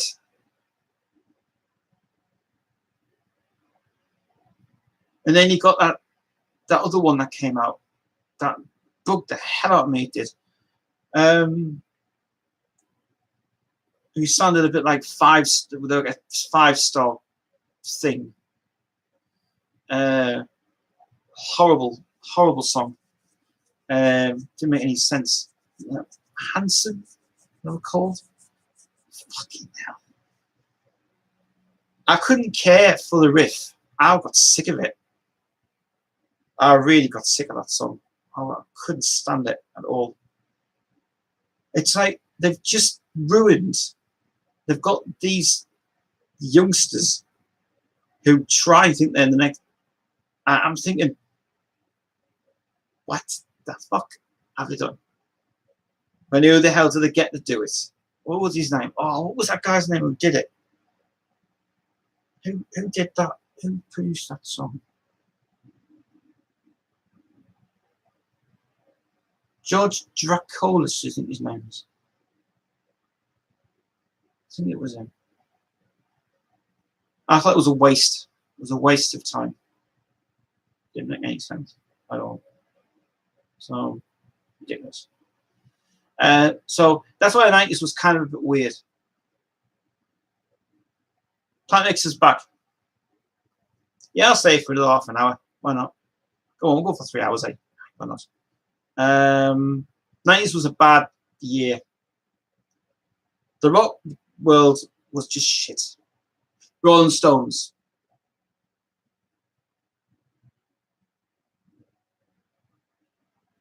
Rolling Stone. Did anybody see that? Did anybody see that film they brought out? When Jagger's on the phone. This is funny. This is funny. There's a film that there's a documentary came out. There was a crew that filmed them on their tour, and Jagger's in the. It's bloody hilarious. Jagger's like coming into the hotel room, and there's the camera's right in front of his eyes, and he's thinking, right, I've got to make a phone call to my manager. So it was bloody hilarious. And that's all I catch was that part. And I went, I was looking on the the YouTube was something on the telly, something I was watching, and I thought, oh, I'll have a see what's on the telly and see what's on. So anyway, so here's me flicking around the channels, and I'm thinking, what's Mick Jagger doing on the phone? And I was thinking, it's private life for some reason. No, he's on the phone. He's on the phone with his manager because he's saying, just let you know, I'm going to talk about here. He's like, why is it? And it's just like at the end of it. I was thinking, why is the film in this section focused on the phone for? That's bizarre. Bizarre. My point of view, right? I think that's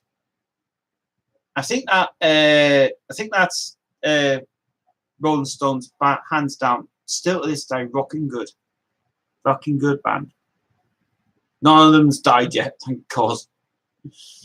I will state News of the World as my favourite 70s album, The Works 80s album, and Innuendo my favourite 90s album. Nice one, mate. Nice one.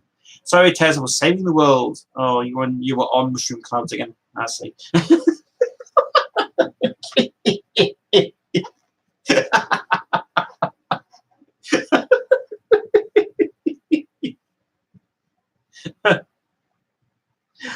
Oh, Mario's good. Did you ever like Moves Like Jagger by Maroon 5? No. I fucking hate the song. I don't understand the song. I don't understand it. What's the appeal for it? I only heard that because that was on Steve's wedding.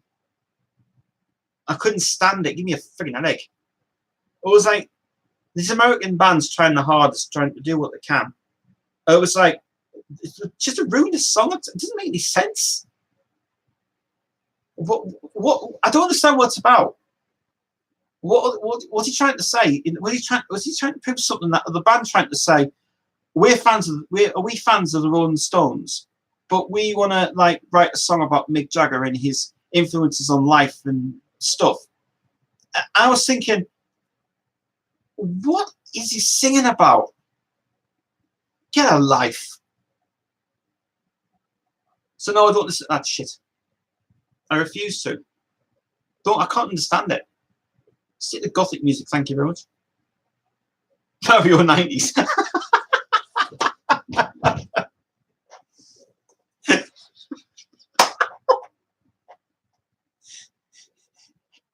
Here's something else. Here's something else, right? Here's something else. Right. Sticking to the 90s thing for the moment. Does anybody remember that oh, what the hell was that song? Dr. Devious. Stupid name. That thing, Tetris song, came out. Bloody hell. Nigel Wright must have been on drugs at the time he was doing that song, you know. Fucking hell. Terrible. That track is like realism. I don't listen to music at that, mate. What is that all about? Fuck knows. Whatever they can do what they want with the music like that. That's their thing. That's not mine. Don't give a shit about that stuff because we're fucking headache. That big dinosaur that steals the princess of Maui for someone's action.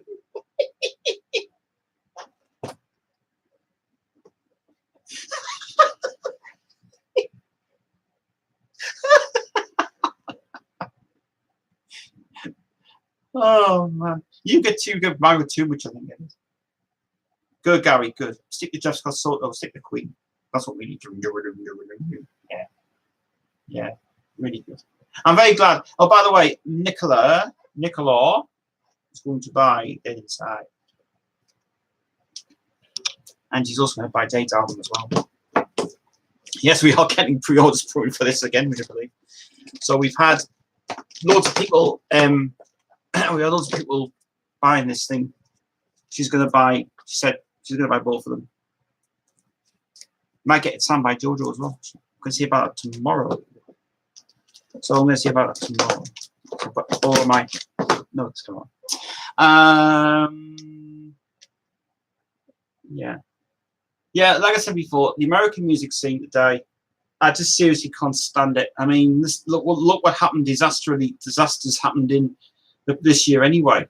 A few years ago with all these artists that want to be famous and get signed to labels and stuff. You know, Arista Records went bust, and then all of a sudden, someone decides to tell her go have a deal with someone else, and then she becomes a business manager, and then she wants to have things her own way, and then she wants to be in the business with Babyface and all that shit going on, and you know what I mean? You know, I mean, yeah, you probably know what I'm talking about. Her, Patricia Lake. She's not a good singer. I don't like her. She decides to be a manager for what she wants to do. Sorry, get lost. If you watch the one vision I had on Greatest Video Hits 2, I didn't know it was cut down. I like the full version where Roger says, "I don't like religion." It was cut down a lot actually on the DVD. Well, they couldn't use there's the full version of that is on YouTube, but the version in Japanese of the version on the Works VHS one, that is complete. They have cut it out a lot actually. They've used alternate takes on it.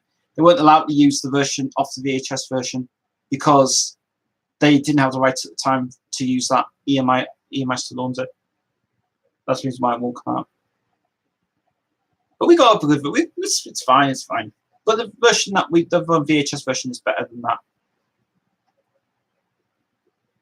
Because the thing about it is, I made a mess of it actually, because the first part they did was they overpasted the track without going straight into Brian's Butterfly song, which obviously was like a minute, exactly 1 minute. Now let's take the song single version, let's put that over the top, but let's fade it out and let's put it back in with the track, and it's like, what the fuck are you doing? It's like, you can't get it right, can you? Can't get it right.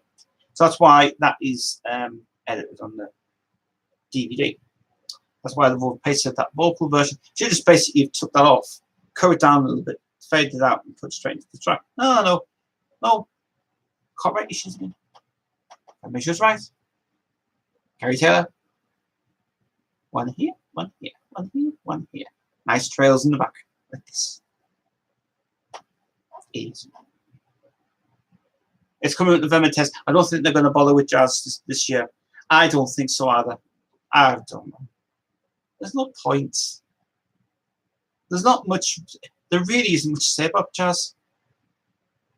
Maybe there might be a few odd takes from the vaults they've got, but no. Jazz is an alright album, but it's kind of like outtakes of.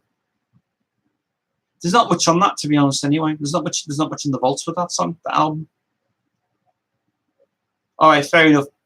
Probably a lot of demos that we're going to talk about from the jazz sessions will be good, but I doubt if there's much on there. Maybe the game, but not Flash soundtrack. Hot Flash soundtrack. Give me a break. There's not a lot on Stuff Flash either. Hot Space. There's quite a lot of demos out on Hot Space.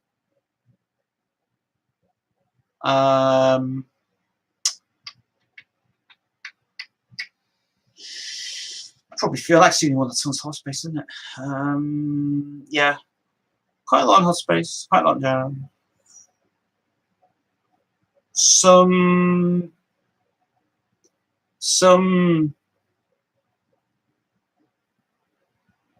stuff like, I'm just trying to think. Some stuff like Night Opera. Not many on there. Well, there's actually quite a lot on Night Opera. A lot on Gate of the Races. The game album's got a lot of outtakes. Works album's got a lot of outtakes. The Miracle Sessions is huge. Innuendo Sessions, huge. What I would like to hear is the 3 vocal tracks, the original vocal tracks with Freddie talking on it, of Mother Love. and the Queen version and the Freddie Mercury version of Driven by You, because there is a Freddie Mercury version of that. It does exist. I heard the Flash soundtrack was recorded in just 2 weeks. Yes, it was. Yeah, most of it was pre-production. But most of it was recorded. Alan, what's his name? Who did the string orchestration? Orchestration was done in a different studio, and they recorded their parts in. Well, actually, it's actually in the studio. You see anyway, with Mac behind the things, and Brian May produced it with Mac, because the band didn't want to produce it all together. They wanted Brian to do it, and because it was sound more of a thing. The Flash soundtrack to me is kind of okay, but they don't own the soundtrack. The movie company still owns the soundtrack. Canal Plus owns it now, actually. Queen doesn't own. They don't own the rights to it. They still don't own the rights to it. They still don't own the songs to it. Because it's under a different contract. It's not really something that the band still don't own. I will be 40 when Innuendo gets his 40th anniversary in 13 years. Yeah, nice to have that out. Reproduction of the nice Innuendo thing. Yeah, that'd be good. I know Innuendo cardboard sleeves were everywhere. Like I'm going Saturday Night artwork and the squid fish on poster shops always. It was good promotion for me EMI at the time. Yeah, I got Flash Gordon on the DVD, of course. Yeah. There's a Blu-ray version of Flash Gordon coming out, actually, with the Queen Flash song on it. Finally about bloody time. It's been reissued that many times on DVD that don't have the rights to the song, but the Blu-ray version will include the Flash song, right? Because they're allowed to use it this time, because they don't have any rights issues with it anymore. But the Flash Gordon film for me was a bit hit and miss. And you probably think it didn't make any sense, to be honest. The soundtrack was better, but the film was pants. Flash Gordon's alright, but I prefer Highlander. Highlander's better. We're waiting until there's a soundtrack officially going to be out. Whenever it happens. Because Hollywood pulled out on the deal. Apparently Hollywood was meant to release it, but they pulled out at the last minute. They just didn't. They just said, we're not releasing it. Sorry. So EMI is going to have to get the finger out their ass next year and try and get it out. If it's in 2019, possible. 2020, if it ever happens, I doubt it.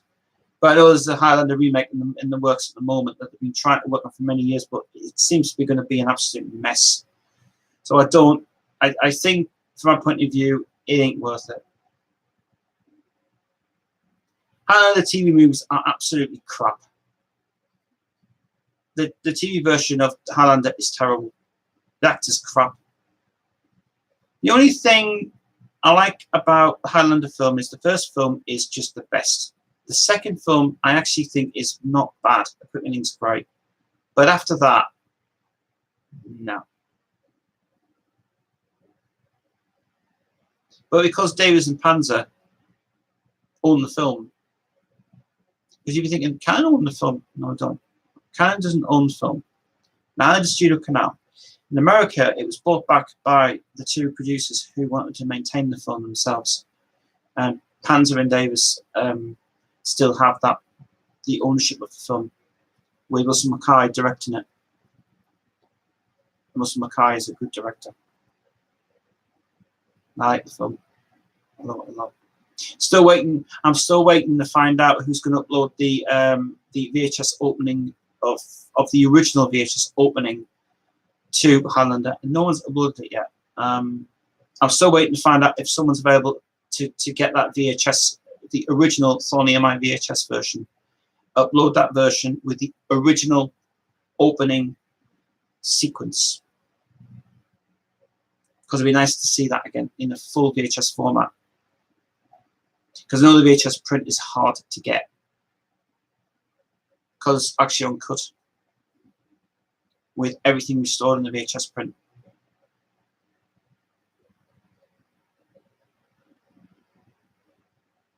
It was weird saying Lambert as Raiden in Mortal Kombat movie. Mortal Kombat. Do you know one of the films that I really think that suffered a lot was Judge Dredd.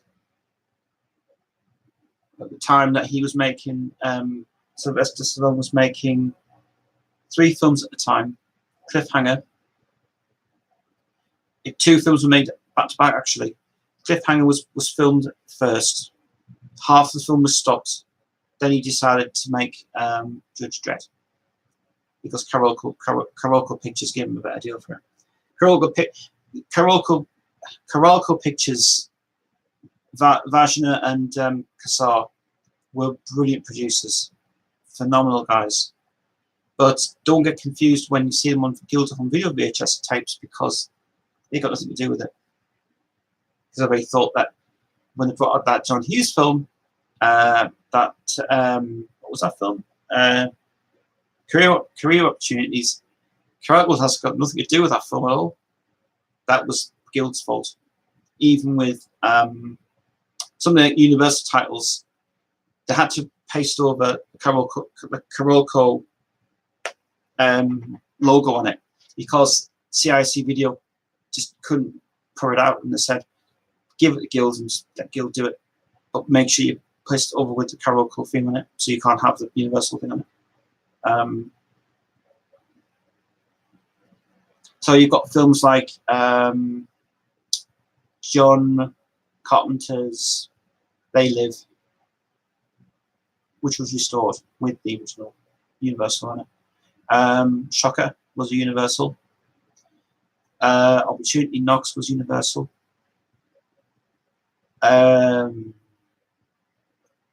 What was that other film like?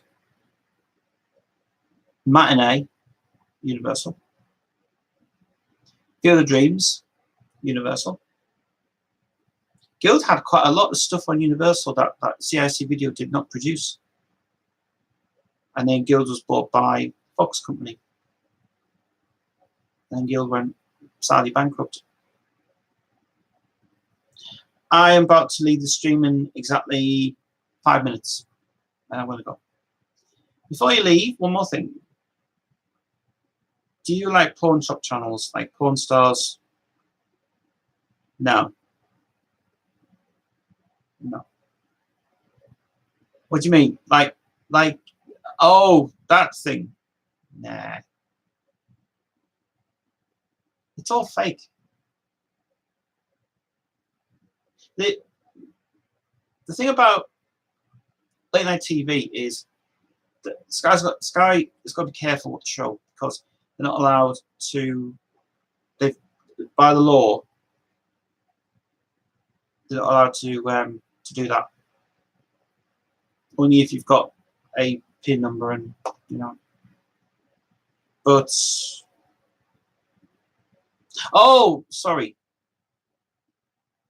Oh, that. No, I haven't. Oh, you mean like selling channels? Oh, you mean like gold and silver stuff? Nah, I'm not into that. I think it's just marketing tool from Sky's end.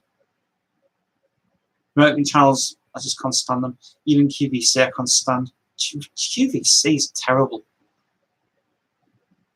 The American QVC is brilliant. Candice Cameron has just been on QVC with her luxury. Was it what she's selling now? Sensitive Skin or something she's selling now. She's selling that actually now. It's a good job.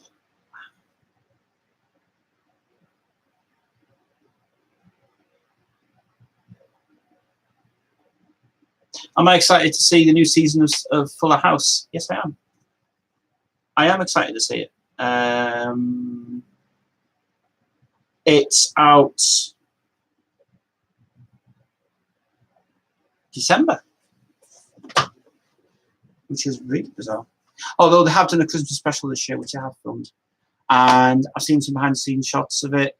Looking forward. Yes, I am looking forward to season 4. I don't know if Jeff Franklin. I don't know if Jeff Franklin's coming back. I don't know if they ever get his contract reinstated by Warner Bros. I hope so. But yes, I have kept up with the Fuller House stuff. I'm looking forward to this season. Actually, I've got to get a new drive sorted out. Actually, that's something I'm going to do at the weekend. This drive will be sorted out. This drive is going to be deleted because I've got so much rubbish on this drive. I want to get rid of it. It's 400 gig drive. It's pretty good, but I want to put all my Fuller House stuff on this as well. And actually, I'm really considering. Or did I download it? Oh, I downloaded all the Full House TV series on this, but I need to now back up more room, save more room for the Full House stuff on this drive, and I'll get that sorted out at the weekend. Actually, on Saturday after the meeting tomorrow, which is going to be good. Any more questions? Because I need to leave this stream in a few minutes. Any more questions, guys? And then after that, I'm going to sign off because I need to go.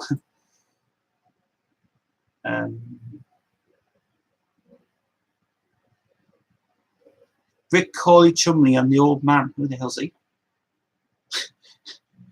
These are my crazy questions of going, guys. This is insustainable, so seductive and funny. Debbie Ryan is great. It's corny. I heard Debbie Ryan. I think she's that model, isn't she?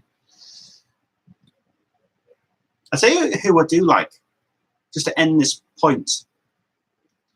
I do like that girl on the weather, the one on Channel 5 weather. Beautiful, wow. Beautiful girl. And that's it for tonight. The stream was not planned. But I thought, Thursday nights, come on live for a bit, talk to you guys. Thank you for tuning in. I'll be back with you guys on Saturday for Queensville, definitely this time, with Dog. This Saturday, we'll be live from 3 in the afternoon, straight through till 6. So get your questions in early, guys. And more news, exciting news coming up on Saturday. I'm going to have a good meeting tomorrow. I hope tomorrow Jodie does come tomorrow. Not here. Down there tomorrow. I hope so. Anyway, love the chats. Thanks, mate. Cheers, Planet Mixer. Thanks to Gary. Thanks also to John, who joined us as well. Love that guy so much. Love you guys. Just a quick thing, guys, before I leave. This goes to Planet Mixer and Gary and everybody else. On Saturday when I'm live, can you please get your questions in early before I start the stream? Because the more questions I get, chances that Queensville's going to be good. Thanks, guys. Okay, guys. I will see you guys on Saturday for a great stream on Saturday. Got a lot to tell you on Saturday. Can't wait to tell you. We're going to have a great day tomorrow. All right, guys. Good night. See you later. Bye.